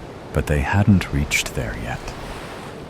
The trees rose like shattered black shapes, their gnarled branches reaching out greedily toward the plane, as if to pull it down into nothingness. He had seconds. His grasp of the yoke was vice-like, his knuckles white under the faint glow of the flickering gauges. The plane bucked in an irregular motion that was wild, turbulence and gravity resisting every movement. His heart throbbed in his head, but his mind was fixed in steel-sharp concentration. The first officer took a deep breath. Hold it just a little longer. The branches on top of the trees were closing in. The runway lights continued to flicker ahead, teasingly near, yet impossibly distant.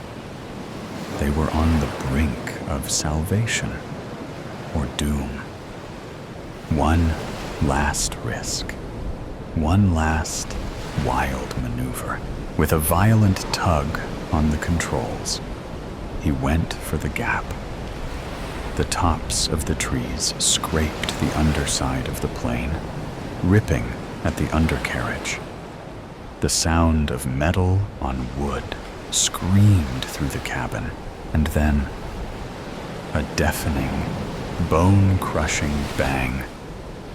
A merciless cacophony of screaming metal and bursting steel, as if the heavens themselves had fallen. The force of impact vibrated through the fuselage, seats ripped from their mounts, bodies tossed around like dolls.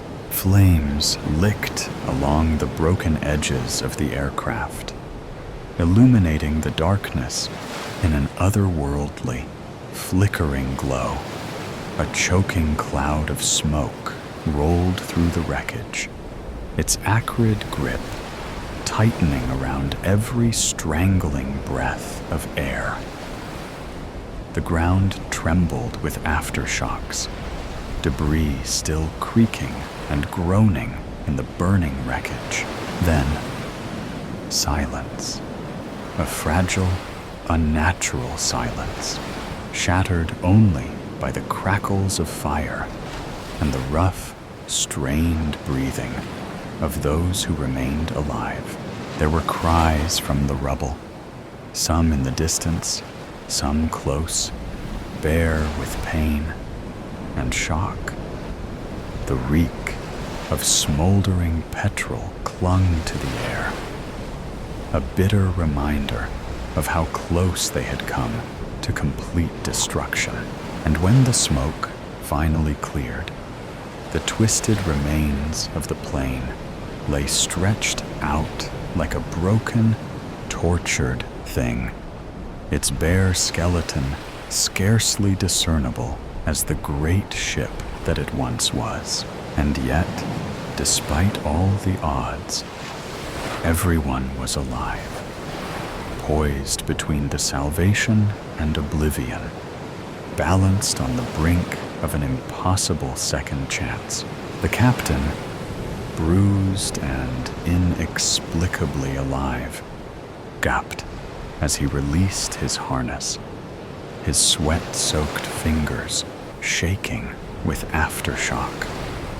His ribs throbbed with searing pain, every breath a burning reminder of the savagery they'd just survived. He hauled himself up, vision fading, the metallic flavor of blood in his mouth. The debris lay before him like the scene of a nightmare. Flames licking across scorched metal. The bitter taste of fuel and smoke choking the air. Remote, tortured screams resounded in his mind, together with the ringing that had not stopped since impact. His head reeled, replaying every mistake, every warning he had ignored. The shame of his failure weighed upon him, more oppressive than the wreckage that enclosed him. He had made a mistake that should have killed everyone. The yellow truck. Man, $6 for an ice cream sandwich? Highway robbery. Jack squinted at the menu, slapped crookedly on the side of the bright yellow panel truck. Perry's ice cream. Everyone had a restaurant on wheels these days. Knockoffs of famous characters grinned back at him with their dead eyes. He knew the actual products would be a deformed, melted version of the picture, and he found the irregular eyeballs and melting smiles to be unsettling. A nice, plain ice cream sandwich would hit the spot. "Excuse me. Hello." Though the sliding sales window was open, Jack saw no sign of a vendor, even though the speakers puked out a chiptune version of La Cucaracha at top volume. "Are you going to take my money or what?" The chill from the freezers seeped out from the window. Jack leaned in a little further, noting the container of ice cream sandwiches that could be easily opened from his vantage point. He looked as far into the truck as he could see, then checked over his shoulder to see if he had an audience. The neighbors could be so nosy. With no one in sight, Jack quickly snaked his hand into the window, opened the container, and grabbed hold of a coveted ice cream sandwich. "Should have been doing your job, ice cream man," he mumbled as he walked back to his house, mouth full of ice cream and perfectly soggy cookie. He casually tossed the wrapper into his neighbor Mrs. Crowley's yard. Mrs. Crowley was the sort of woman everyone assumed was a witch, and the local kids would egg her house each Halloween and dare each other to ring her doorbell and run. She was probably a very nice lady, but Jack didn't care enough to do anything about it. The yellow truck sat on the street outside Jack's house for hours, rotating through its jaunty but very limited playlist, which, Jack noted, recycled La Cucaracha far more than was probably necessary. Jack considered calling the police, but with his record and at least one warrant out for his arrest, he didn't want to call any attention to himself.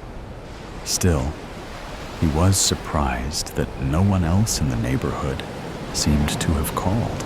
In fact, no one else in the neighborhood even seemed to pay the truck any mind. The sky eventually darkened, and the street lights buzzed on. And finally, The truck shut off its pixelated musical loop and trundled away. As night settled in, Jack, not wanting to lose the sweet and ill-begotten taste of ice cream from his lips, didn't bother to brush his teeth before crawling into bed. His leg was missing. Jack searched around the house, tossing couch cushions and overturning tables, flinging plates and mugs from his kitchen cabinets, even checking behind the toilet just in case.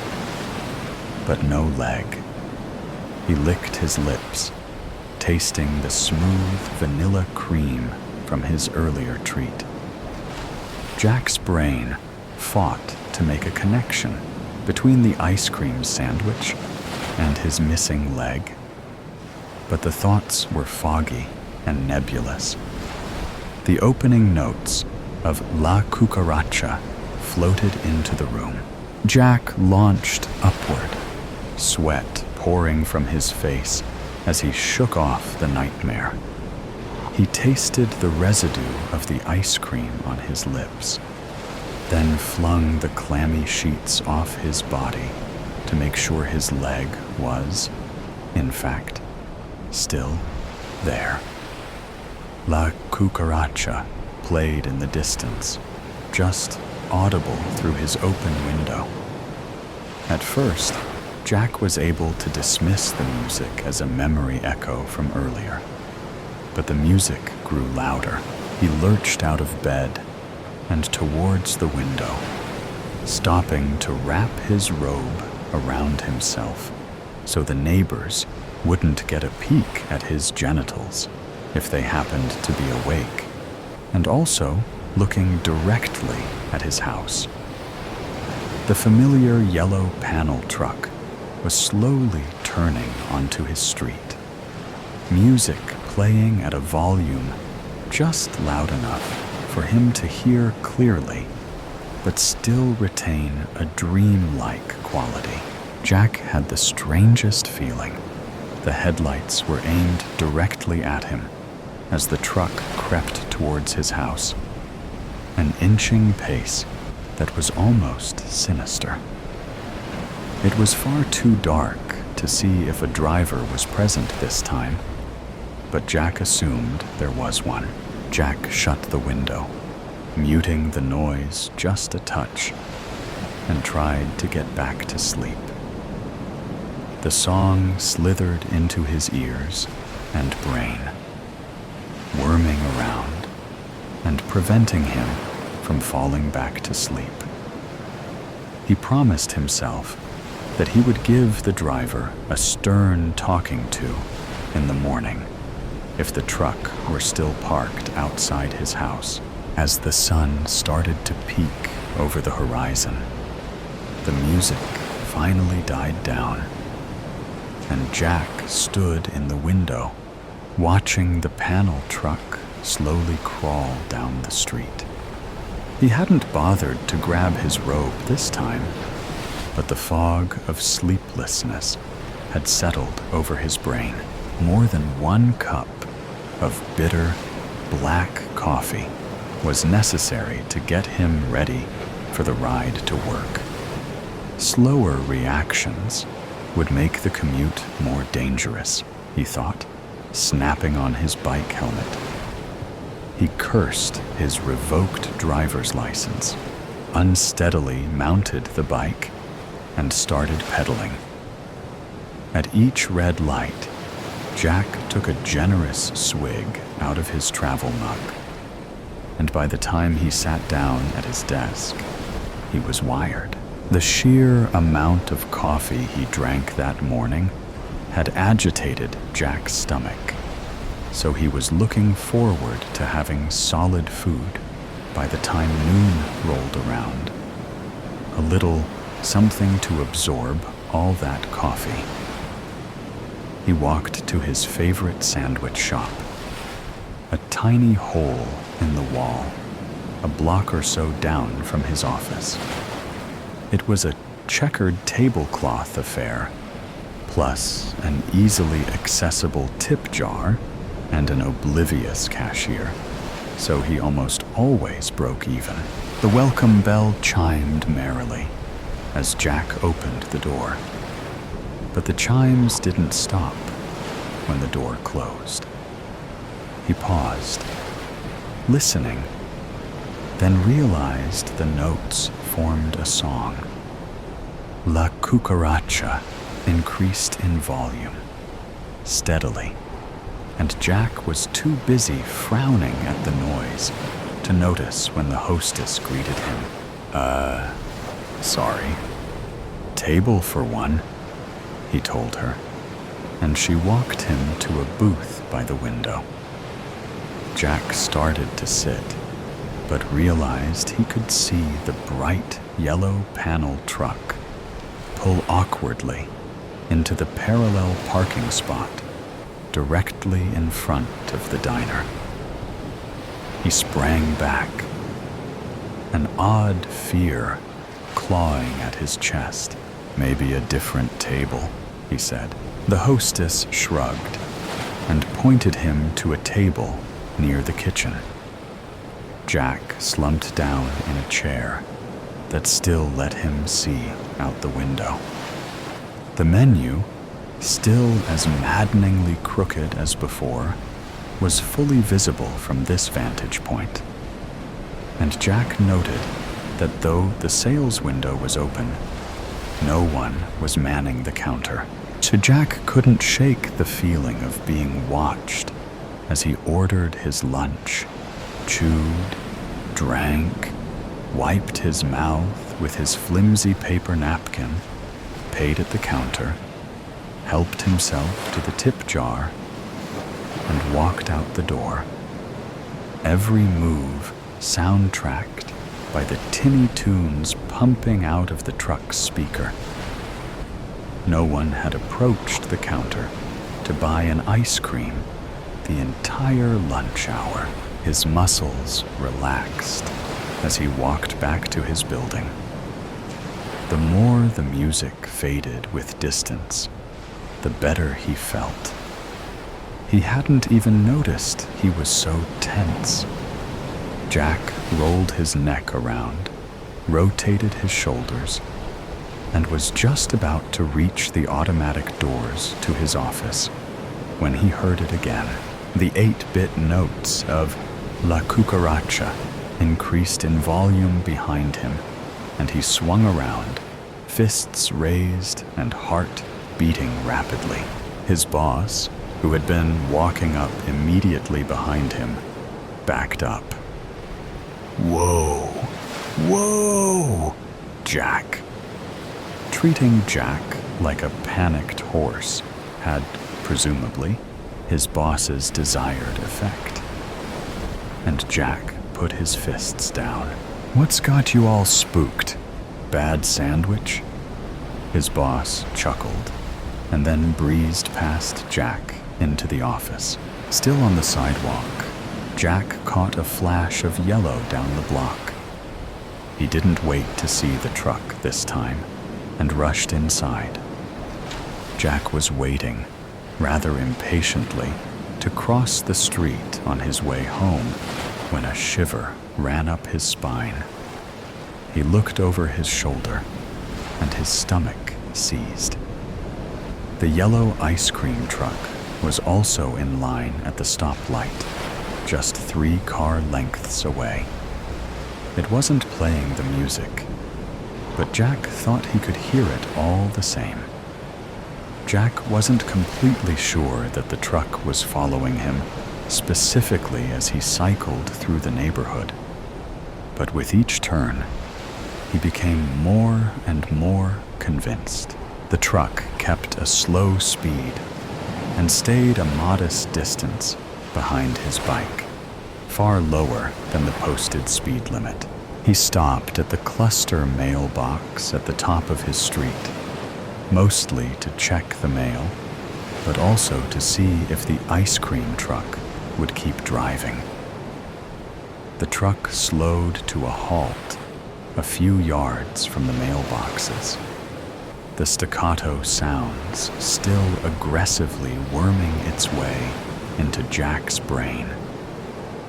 Jack fiddled with the mailbox key and took an unnecessary amount of time inspecting each piece of mail, even the junk. But the ice cream truck still didn't move, and Jack stared directly at the driver's side of the windshield. It was so tinted that he was still unable to tell if anyone was in the driver's seat at all. He flipped the bird, just in case, and got back on his bike. As he started pedaling the short distance to his house, the truck started following again, a few houses down from his own. Jack heard the truck accelerate. His heart thumping, he quickly looked back to confirm that, yes, the ice cream truck was speeding up and heading his way. He checked his surroundings for a safe place to duck behind, but only Mrs. Crowley's rose bushes offered any sort of protection. He darted towards the bushes, abandoning his bike and hurling himself into the roses in one semi-graceful movement that would have made a movie stuntman proud. The thorns bit into his skin, and one scratched dangerously close to his left eye. The truck had missed him, but Jack heard the screech of brakes. Jack painfully extricated himself from the rose bushes, and the ice cream truck still idled in the road. La cucaracha, blaring incessantly. The back door of the truck swung open with a creak. "Hey!" Jack yelled, wiping blood from his face, only to realize he also had blood on his hands and lots of other places because of the thorns. He lurched towards the back of the truck, his left leg dragging slightly.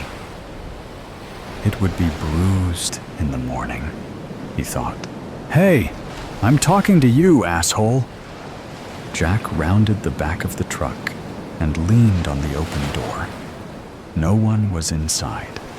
Through a narrow break in the curtains, Mrs. Crowley observed Jack as he yelled at the ice cream truck. He had always been an odd duck, that Jack. Terribly messy. And just the other day, he had been standing at his window in the middle of the night with only a robe on. She had almost seen his genitals. Mrs. Crowley couldn't make out exactly what Jack was yelling, but she imagined it was full of swearing. He started to lean into the open back of the truck, and then, in an instant, he was yanked inside. Before his legs made it all the way across the bumper, the doors of the truck slammed shut with such force that Jack's left leg was severed at the knee. The bloody leftovers dropped unceremoniously to the pavement and rolled to the curb. High-pitched notes of La Cucaracha distorted with static, and the truck shuddered violently. Mrs. Crowley took a tiny sip of her tea and watched the menu sign spin as the truck convulsed. With one last tremble, the truck stilled and the spinning sign stopped. The music had changed, and so had the sign's content. Perry's Hamburgers, it read.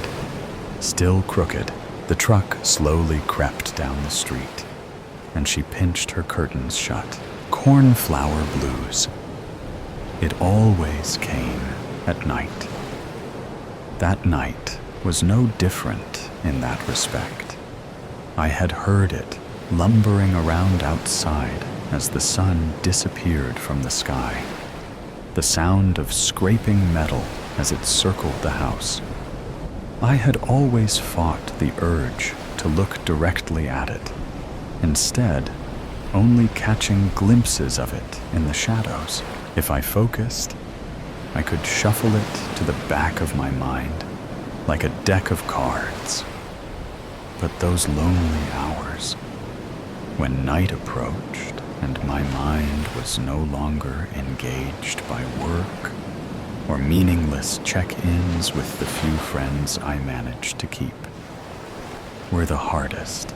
At first, the check-ins came daily, then weekly, then monthly, then whenever they had a free second to pity me via text. "Hey girl, you doing okay? Do you need anything?" I don't think any of them would have known what to do had I answered yes. I couldn't blame them though. Life goes on, for some people at least. But anyway, the difference in this particular night was that I had decided to allow my mind to go to that place. No shuffling this time. Instead, accepting the cards that were dealt. Sometime after my 5th or 6th glass of Pinot Noir, I turned my phone off, placed it on the end table next to a stack of unpaid bills, pushed the dirty clothes to one end of the couch, and sank into the other end. Alone. It had been 12 months to the day since I lost my sweet boy with the cornflower blue eyes. Cornflower Connie, as I called him. Parents should never have to bury their children. Todd was completely shattered. He left me this past June. I had dropped to a rail-thin 99 pounds, and he said he couldn't stand to see me hurt any longer. I tried everything: counseling, group, rehabilitation programs, but everyone grieves differently. I guess Todd had to grieve alone. At some point, I nodded off, waking only to an unsettling silence, quickly realizing the noise was gone. I wiped the drool from my chin, licked my cracked lips, and decided to check it out. With my body bladed to the window, I pulled the curtain to the side and saw it standing under the dim porch light. The back of my neck tingled, and my heart thumped in my chest, acting like my body's panic alarm. I would normally just do a quick look. Instead, for the first time, I stayed. I studied it. Its skin was the color of burnt charcoal, and its back curved like a question mark. It shifted under the light, revealing a Grinch-like face that scrunched even more as it smiled at me, like a mischievous feline. But there, above the unnerving grin, I saw them, those familiar eyes. My cornflower Connie had come home.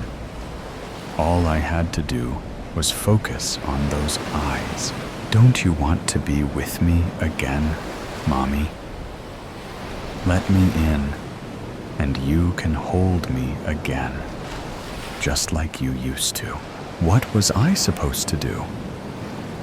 Of course, I wanted to be with him again. It would surely be better than telling myself that the random white blob in the sky actually resembled a heart. A message from my Connie. I love you too. Yeah, you can convince yourself of almost anything if you believe it enough, and if you're sad enough, just like the cardinal that occasionally lands on my fence. Good morning, Connie. Thanks for the visit. I let him in. His long, rubbery fingers took me by the arm, led me upstairs, never breaking his gaze. Where are we going? I asked, barely a whisper, in what seemed like the first words I had spoken in days. To my room, Mommy. The door creaked open, and the lights came on, bringing the room back to life. I have no idea if I flipped the switch or not. It felt like I had floated up the staircase. The room was just as he left it. COONRD.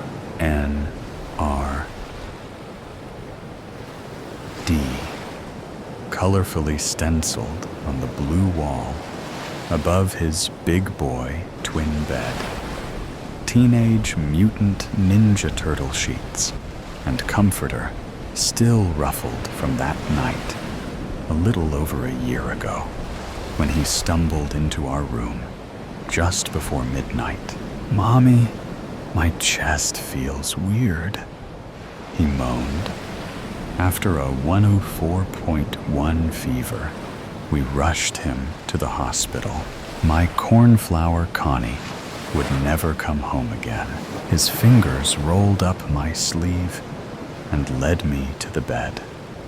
I pressed his Michelangelo stuffed animal to my face, inhaling deeply, hoping it still held Connie's scent. It didn't. The tears fell, and his grip tightened on my arm, leading me into the bed. He never let go of my arm. Lay with me, Mommy. I climbed in, pulled the covers to my stomach, and rested my head on Connie's pillow.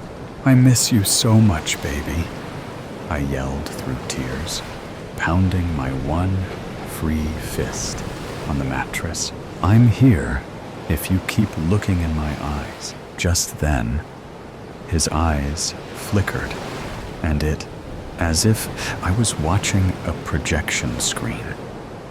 I watched as we took in the afternoon show of the new Spider-Man movie last year.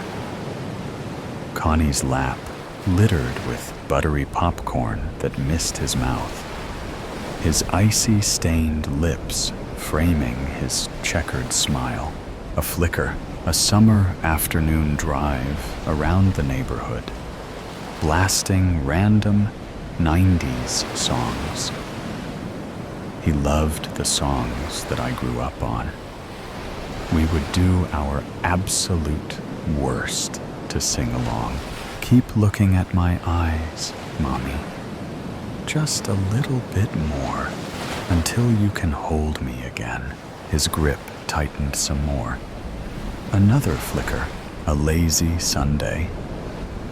Me sprawled out on the couch, my Connie's little body slowly rising and falling with my breathing as he naps on my chest.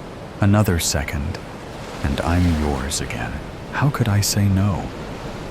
I did what he asked, just a little longer. The avalanche of warmth I felt was euphoric, as if my insides were swaddled in a heated blanket. It was the first semblance of comfort and peace that I hadn't felt since he was actually here with me. I did what he asked. Then I waited. That was 2 days ago, and I don't see my cornflower Connie anywhere. The comfort I had felt the other day dissipated in an instant. I've been patiently waiting, but now I wonder, did it lie? It's so dark here, the chase on the rails. a pre-World War I. Calm masked the coming global upheaval. Amidst this backdrop, a train chugged steadily through the English countryside, its destination, Dover. Aboard the 1914 vessel, a passenger captivated many.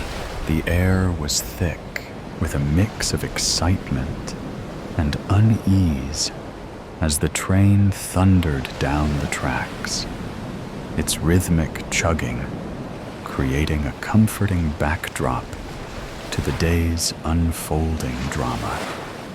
Outside, the view was a mosaic of vibrant green meadows and charming hamlets, smelling fresh earth wafting through the windows, contrasting with arguing the imminent war.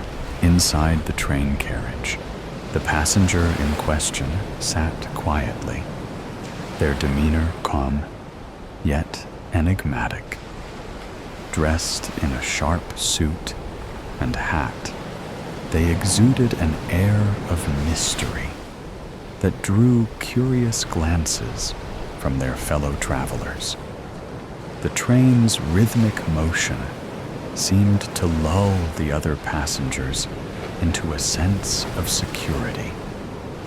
But an aura of intrigue surrounded this particular individual. The landscape outside the window shifted from a bustling cityscape to serene countryside. The enigmatic passenger remained a captivating enigma. Who was this mysterious figure? And what secrets did they carry with them on this fateful journey to Dover? The answers lay shrouded in the depths of their enigmatic presence, waiting to be unraveled by the curious minds on board. As the train neared its destination, the tension on board seemed to heighten, mirroring the growing unease gripping the world at large. Little did the passengers know the events set in motion by this mysterious traveler would soon intersect with the tumult of war, forever altering the course of history. Among the passengers was Mata Hari, the enigmatic Dutch dancer and courtesan who had captivated and charmed the elite of Europe. But her allure had drawn suspicion, and the British intelligence service had dispatched one of their finest, a seasoned spy named Jonathan Hawke, to shadow her every move. As the train pulled away from Victoria Station, Jonathan positioned himself discreetly in the adjoining compartment. His eyes never left the door to Mata Hari's cabin. Dressed in an inconspicuous dark suit, he blended seamlessly with the other travelers, his demeanor calm, but his senses alert. The rhythmic clattering of the train wheels provided a steady soundtrack to the journey. Jonathan's thoughts were as relentless as the locomotive's progress. He knew Mata Hari was dangerous. Her charm and beauty merely veils for her cunning and guile. The British had reason to believe she was ferrying secrets to the enemy, and Jonathan's mission was simple: follow her, gather evidence, and ensure she did not slip through their fingers. In her compartment, Mata Hari appeared unperturbed, gazing out at the passing landscapes with an air of nonchalance. Her elegant attire, a blend of exoticism and European sophistication, further enhanced her mystique. Her eyes, however, betrayed a sharpness a readiness for the unexpected. As the train approached the coastal town of Dover, Jonathan's instincts heightened. He knew that if Mata Hari were to escape, it would be through the port, where she could easily vanish across the channel to France. He reviewed his plan, every move calculated to counter any strategy she might employ. The train's whistle announced their arrival at Dover. Passengers gathered their belongings, anticipation mingling with the salty sea air. Jonathan observed Mata Hari, who seemed in no rush. Her leisurely demeanor was unnerving, but Jonathan knew better than to underestimate her. At the station, the hustle and bustle provided ample cover for both pursuers and pursued. Jonathan kept a safe distance, blending with the crowd. Mata Hari moved with purpose, her steps leading her inevitably towards the ferry docks. As the crowd surged forward, Jonathan deftly maneuvered through the throng, maintaining his vigil on Mata Hari. His heart pounded, the adrenaline of the chase sharpening his senses. He saw her exchange a quick glance with a man in a gray overcoat, a signal too subtle for most eyes, but not for Jonathan's trained observation. Mata Hari quickened her pace, gliding through the bustling station with the grace of a dancer. Jonathan matched her stride for stride, his focus unwavering. He noticed the man in the gray overcoat shadowing her, and it became clear Jonathan was not the only one on her trail. The docks were a maze of activity, with ferries preparing for departure and travelers hurrying to embark. Mata Hari headed towards a smaller vessel, its destination marked as Calais. Jonathan felt the tension coil within him. He had to act swiftly to prevent her escape. Just as Mata Hari reached the gangway, Jonathan closed the gap, his hand inching towards his concealed firearm. But before he could make his move, the man in the gray overcoat stepped forward, blocking Jonathan's path. Their eyes locked, a silent recognition passing between the two agents of their deadly game. In a flash, the man drew a weapon, and something forced Jonathan to dive for cover. The crack of gunfire split the air, sending panic through the crowd. With the sight of her bodyguard lying dead with a bullet in the middle of his forehead, Mata Hari, seizing the moment of chaos, darted up the gangway and onto the ferry. Jonathan scrambled to his feet, his gaze fixed on the retreating figure of the dancer, now almost obscured by the fleeing passengers.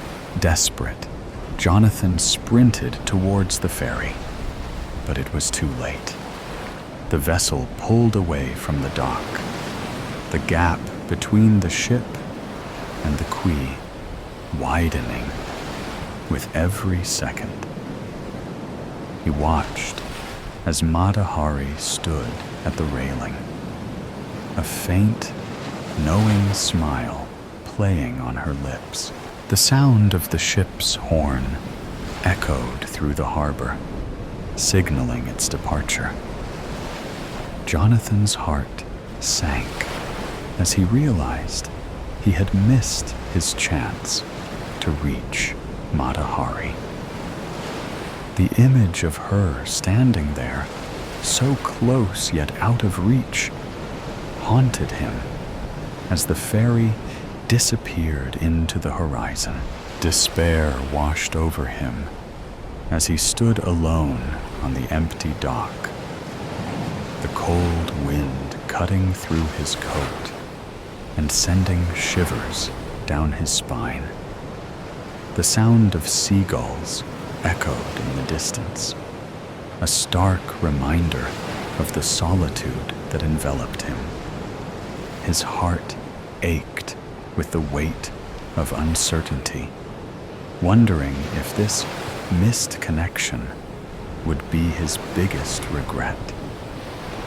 The memories of their last meeting played like a broken record in his mind, each moment tinged with longing and a sense of unfinished business as he gazed out at the vast expanse of water. He couldn't shake the feeling that something important had slipped through his fingers, leaving him adrift in a sea of what-ifs and maybes.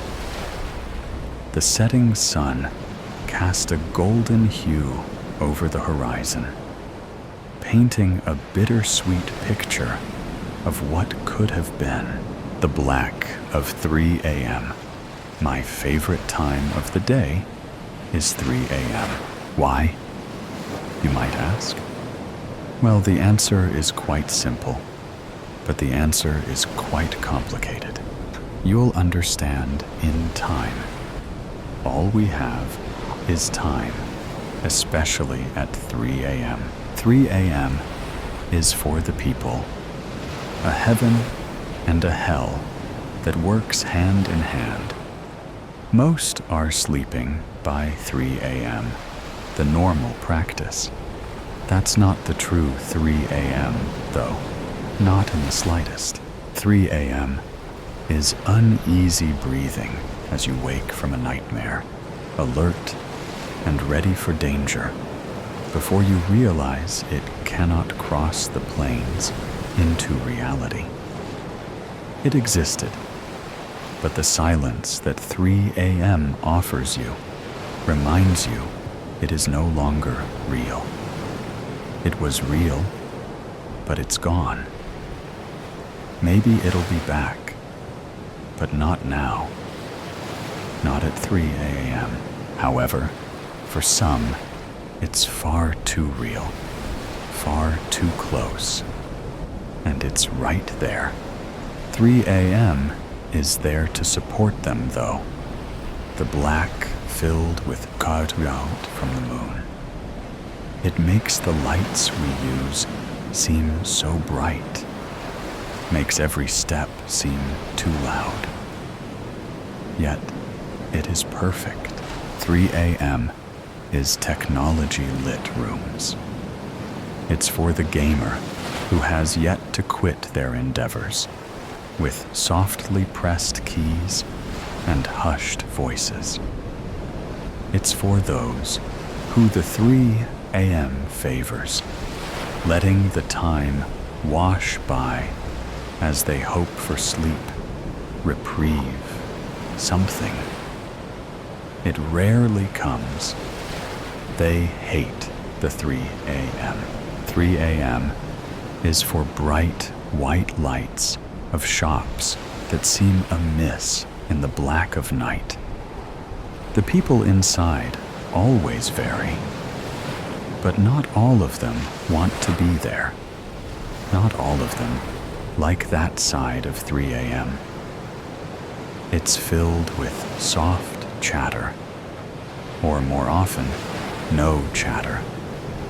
A silence that booms, that ticks on by. The people all have reasons for being there. Some can't sleep as a duty to their family, to travel within the black of night, to lessen their family's load. Some can't sleep because of what sleeping means for them, the horror it brings along again and again. Then there are those that brave the 3 a.m. for something go insignificant as money. The cashier, who experiences the full blunt of how slow 3 a.m. can be. The man with a gun, he's the most desperate, but he knows how bad the 3 a.m. can get.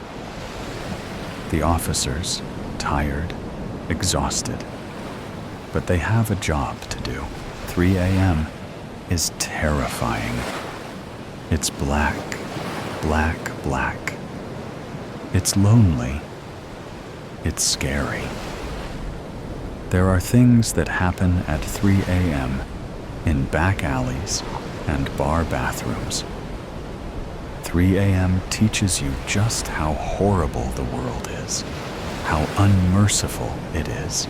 I think 3 a.m. depends on the people. It's made for the people. 3 a.m. is the time where no one judges, where people can be their truest selves, for best or for worse. 3 a.m. is like the sky, the night sky. It's black, black, black. That is it. It's darkness and darkness, and it swallows up everything. 3 a.m. is like the sky, bright and full of stars, all so far away. The sky is darkness, darkness, darkness, but it allows us to see, to truly see what surrounds us.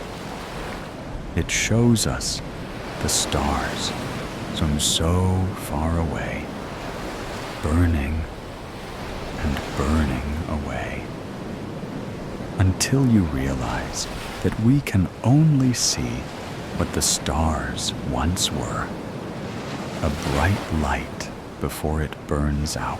3 a.m. is for loss, for quiet sobs and silent wailing.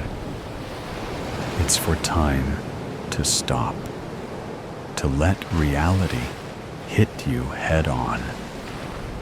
3 a.m. is for selfish, hateful crying over losses you never used to think you had to prepare for. 3 a.m. is for pain, for bubbly and outgoing people to let their feelings take control, to lose the mask they present the world. It's a time for red to meet bathroom tiles. It's a time for young people to fly. It's time for pain. 3 a.m. is pain, and it doesn't know anything else. 3 a.m. is for love, for heart-to-heart chats on top of bridges, or whispered phone calls under blankets. 3 a.m. is for wrapping wounds you shouldn't have made, but knowing they will worry your friend, so hiding them is a priority. 3 a.m. is for promises. A text that says you'll love them forever. A voice message saying it's not their fault, never their fault. Sometimes it's promising them unconditional love, and sometimes it's promising them more time. 3 a.m. is mysterious like that, despite its flaws. I love 3 a.m. I recognize it for what it is. It's a time to rest, to scream, to cry, to mourn. But it's also a time to talk, to connect, to know you aren't alone. 3 a.m. is peaceful. 3 a.m. is awful. It gives, but then it takes. 3 a.m. is where I met you for the first time. On the very bridge, I wouldn't leave. I met you. We spoke of 3 a.m. together under the moonlight. We spoke of 3 p.m. as well. 3 p.m. caused your 3 a.m. After all, 3 p.m. was something that took a long time to come for you. But once it was there, you would savor it, even if only for a moment. You spent your days wishing for 3 p.m. Because if 3 a.m. was for life to pass, 3 p.m. was for school to pass. Then you spoke of such unfairnesses that were never righted once 3 p.m. came for you. The aftermath of 3 p.m. We both knew that 3 a.m. was your only reprieve of the day. And yet you decided that 3 a.m. was worth dealing with what surrounded 3 p.m. It wasn't my first 3 a.m., but it was yours. So we talked and talked and talked.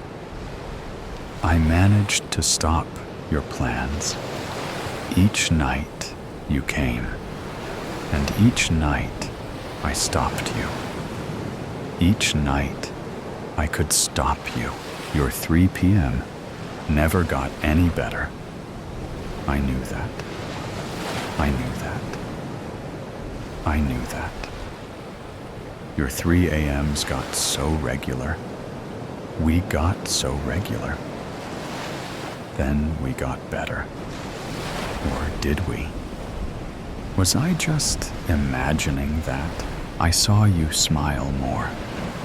Soft and so vulnerable.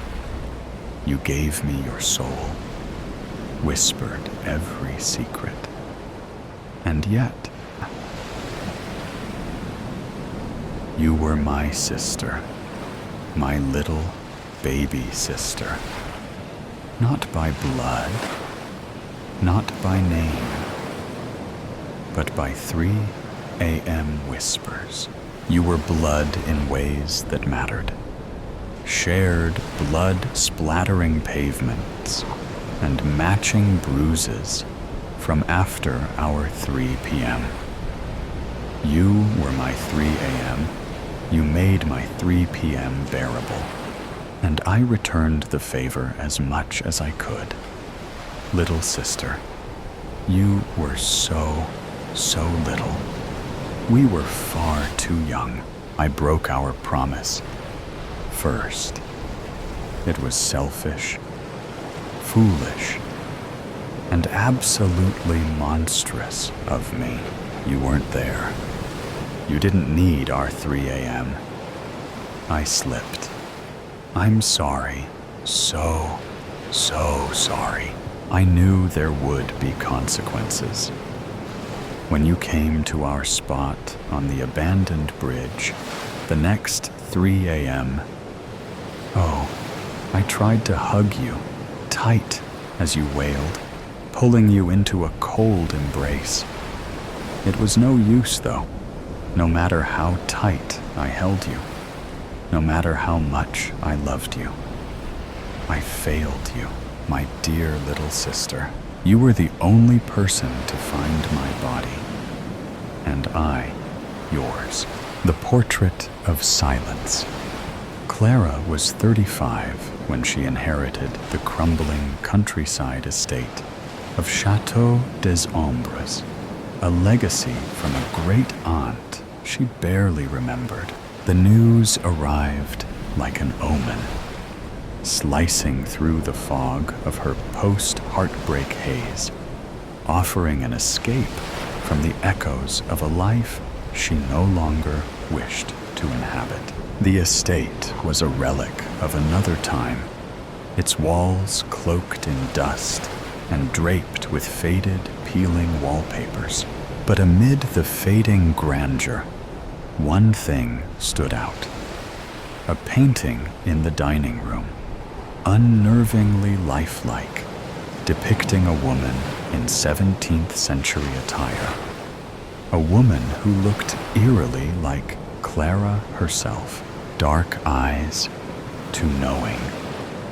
A face both foreign and familiar.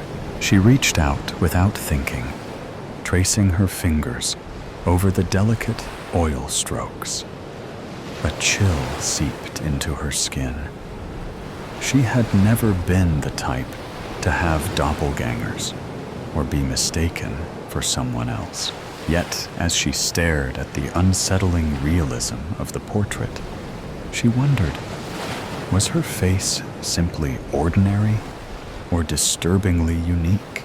At first, she dismissed the unease.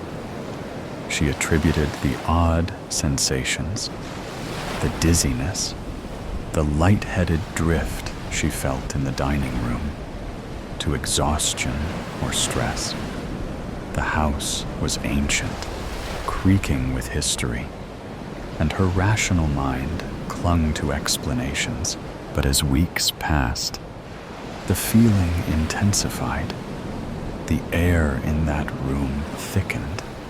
Her unease grew stronger every time she walked by the portrait. The painting seemed to shift when she wasn't looking. A flicker in the eyes, a whisper of movement in the curls of painted hair. And at night, as she started hearing murmurs in the darkness, indecipherable and persistent, she began to fear that she was truly losing her mind. She sought answers, but the staff who had served her great-aunt Serafina knew little. The painting had always been there, an intrinsic part of the house. Frustrated, Clara turned to Serafina's belongings, rummaging through drawers and cupboards until she found an old, leather-bound notebook buried in a wooden chest. She flipped through brittle pages filled with lists and recipes until a single entry stopped her cold. She waits in the canvas. She watches. That night, a storm raged. Rain lashed against the windows, and the wind howled through the halls. Sleep was impossible. The words from Serafina's notebook burned behind her eyes. Before she knew it, she was standing before the painting, breathless, pulse hammering. She reached out, fingers trembling, and scratched at the surface. The paint peeled away in thin layers, revealing another portrait beneath. The same elaborate clothing, the same pose, but the face was different. A stranger's. She could swear the figure in the painting smiled. Briefly, impossibly. The grin was too wide, stretching just beyond the limits of the face. Too sudden, as if it had flickered into existence rather than emerged naturally. A grotesque mimicry of human expression. She blinked rapidly, her breath catching, as though clearing her vision might erase the horror. When she looked again, the smile was gone. A wave of nausea hit her. Staggering back, she felt a weakness grip her limbs. Panic drove her to action. At dawn, she reached out to an art historian she found online. Dr. Theodore Valdes arrived at Chateau des Ombres 2 days later. He was a man of careful precision, his salt and pepper hair constantly pushed back, as if keeping stray thoughts in place. His initial response to her frantic message had been one of polite disinterest, until he saw the attached image. He recognized the woman at once. Isabella de Loria. By morning, he was at Chateau des Ombres, his presence sharp against the house's faded grandeur. "This is Alessandro di Rossi's work," he murmured, eyes narrowing in fascination. "An original. But this isn't possible." "What isn't possible?" Clara's voice was taut. He turned to her with a tense expression. Isabella was the only daughter of a powerful aristocratic family from southern Europe. She was painted by nearly all the great artists of her time. She was around 14 when she first posed for a portrait and vanished at age 22. No one knows exactly what happened to her, though there are many tales. But here, he continued, she looks older, much older. Clara led him to the torn fragments of the topmost layer, revealing the face that had been painted over. She looked a lot like me, she whispered, he words feeling absurd even as she begged them. Her voice wavered, caught between disbelief and a creeping certainty she wished she could ignore. Dr. Valtz exhaled sharply. The painting was altered, but why? And by whom? As they dug into history, the truth unfurled like a nightmare. The tale of Isabella's disappearance had long been attributed to a commoner's obsession. A man who had watched her from the shadows, consumed by an infatuation that festered into madness. When she refused his advances, he took her. She was hidden away, tortured, broken. Then she vanished. Her body was never found, Dr. Valtz said, running a hand through his hair. But if this painting was done later, if Di Rossi painted her again, aged, changed, then... He hesitated. Then he must have known what became of her, Clara finished. Days of relentless research followed. They sifted through forgotten archives, scoured letters written in fading ink, and pieced together fragments of records long buried in the estate's library. Dr. Valtz reached out to colleagues, historians, and experts in restoration. It was in an obscure 17th century art treatise that they found mention of a certain Di Rossi portrait. One never exhibited. One whispered about in hushed tones, rumored to hold something more than just pigment and canvas. There was never a commoner lurking in the shadows. The story had been a fabrication, a convenient myth. In truth, Di Rossi had never been commissioned to paint Isabella. He had offered his services for free, captivated by the chance to immortalize such a remarkable face. An unusual gesture for an artist of his stature. His fascination began as artistic admiration, but soon it twisted into something else. He became obsessed, haunted by her beauty, unable to capture it to his satisfaction. When Isabella sat for him, the proximity consumed him. He had to be near her. He had to possess her. She was never seen again. Several years later, Isabella succumbed to the horrors she endured in De Rossi's grip. Unable to let her go, he took her blood and mixed it with his red paint, binding her essence to the canvas. He had painted her into permanence, attempting to capture what was left of her before it faded completely. The painting had fed on those who gazed too long, who felt its pull. A cycle of replacement, over and over.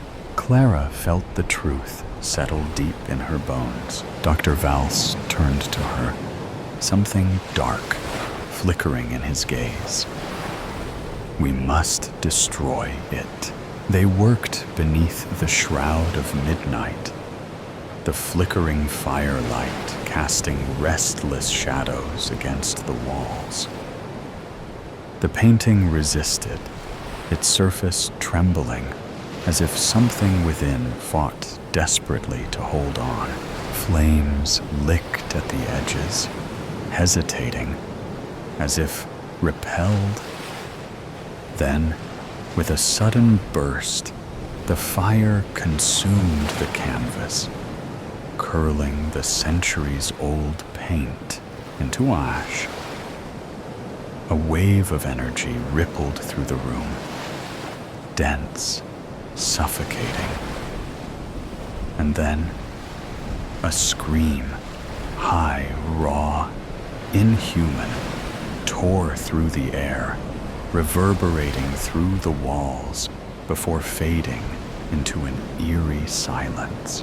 Silence. A faint shimmer lingered in the air, barely perceptible, as if resisting the finality of destruction.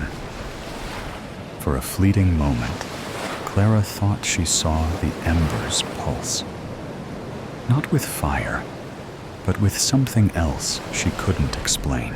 The house exhaled. The weight pressing against Clara's chest lifted.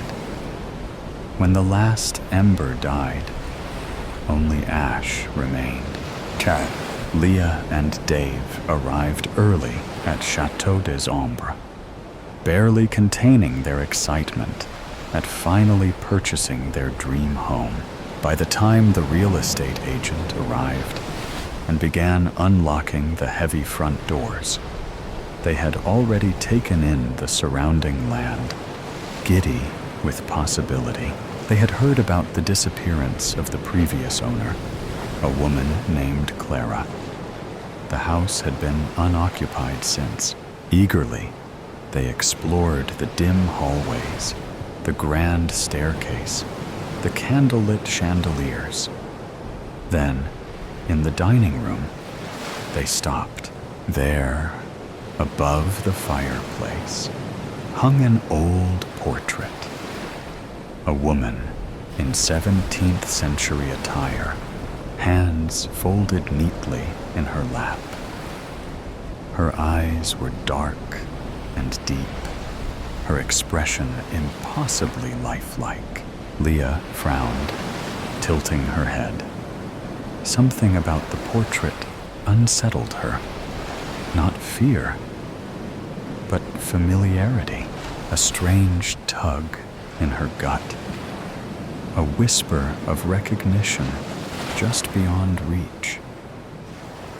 That's strange. She looks a bit like... She stopped, heart hammering. How exquisite.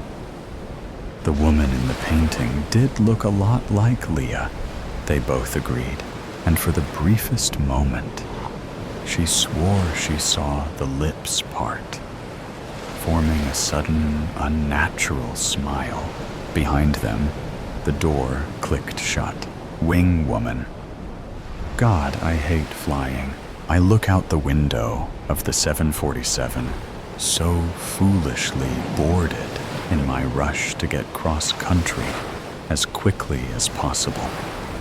We are flying through some dark clouds, so there is little to see. The old, familiar fear rises in the pit of my stomach as I try to push it back. I have to maintain myself. Don't start to panic.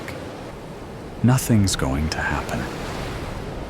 I try to flood myself with calm, even as I'm white-knuckling the armrest.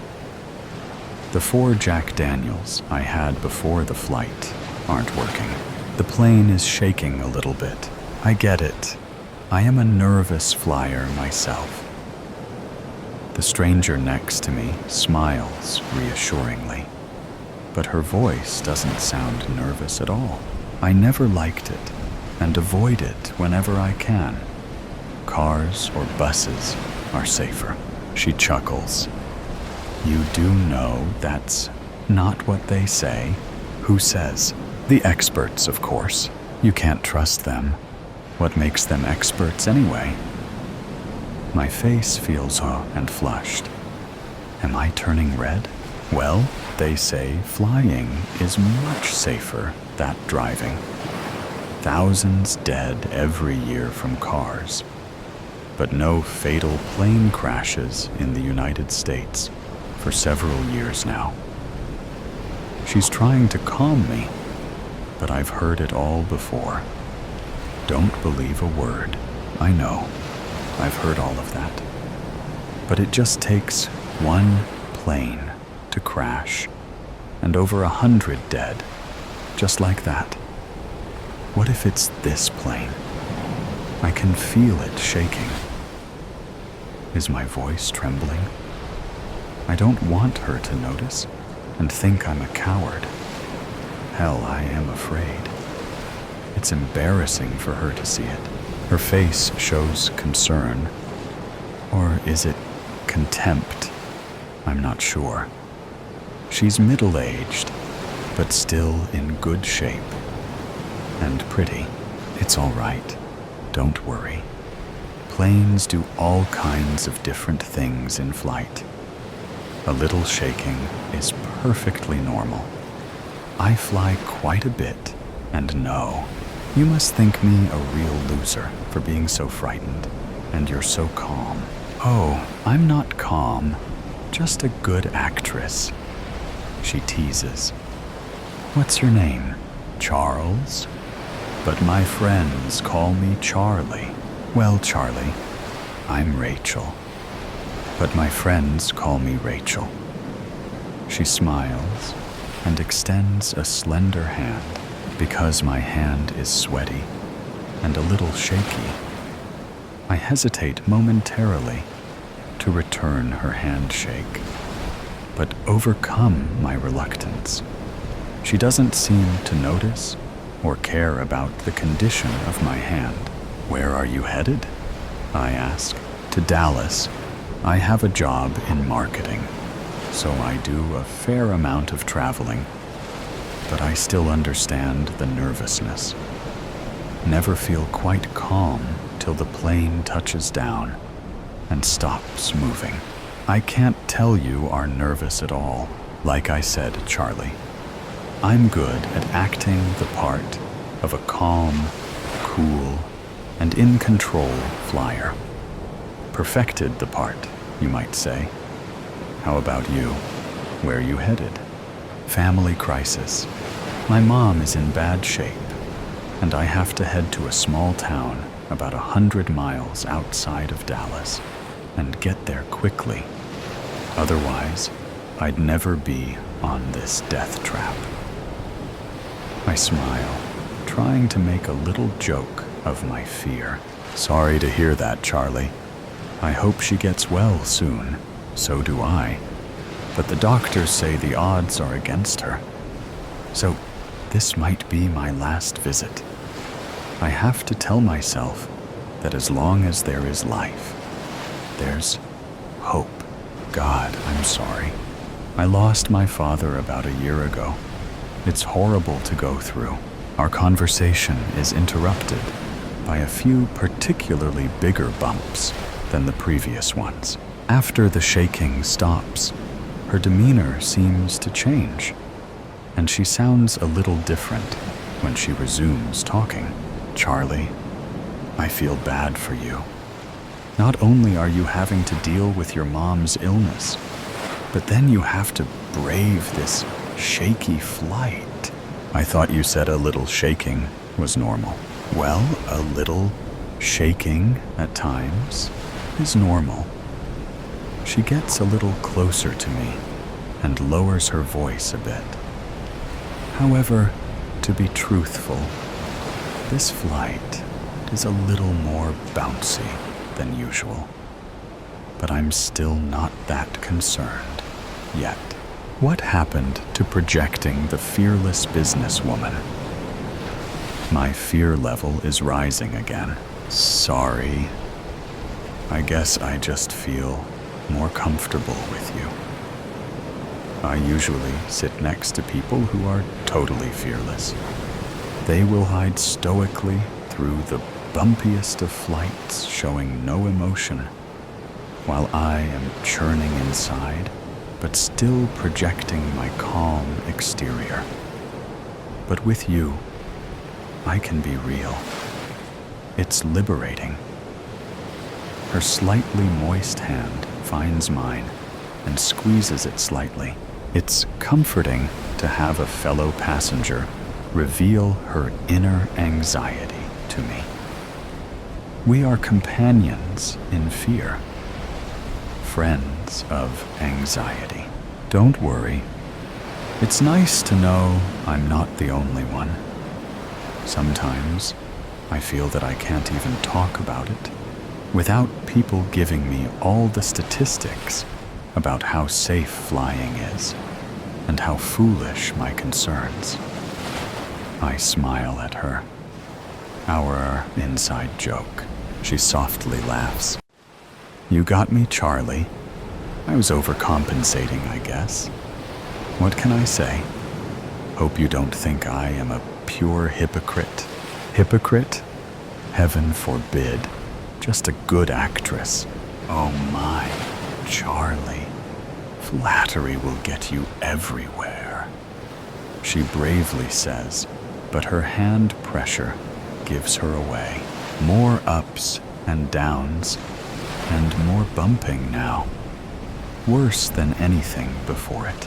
Quickly, the fasten seat belts lamp comes on, and the captain's voice comes over the loudspeaker, telling us we are experiencing a little unexpected turbulence, but there is nothing to worry about. Talk about acting. Do these guys train in how to project a confident and reassuring voice? Or what? I'm not believing him at all.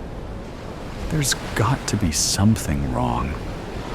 Otherwise, why the seatbelt light and message from the captain? Why the ever-increasing bumping? The engines don't sound right at all. This isn't how engines should sound. Are they cutting out? Losing power? Are we losing altitude? I look over at Rachel. There is fear in her face now. Our sweaty hands are in a death grip. I'm so glad she's here with me. So today's story has come to an end. Or perhaps it never really ended. There are mysteries still there, questions still unanswered, and sometimes things that seem to only exist in stories can creep into reality in unexpected ways. Are you sure that when you turn off the sound, everything around you will still be normal as before? Or is there something watching you? Either way, always remember that these are just stories, or at least we want to believe that they are. If you like moments of suspense, tension, and breathlessness, don't forget to follow me so you don't miss the next stories. And next time, when you come back, make sure you are ready, because what awaits you may be even scarier than you thought. See you again, if you still have the courage to continue listening.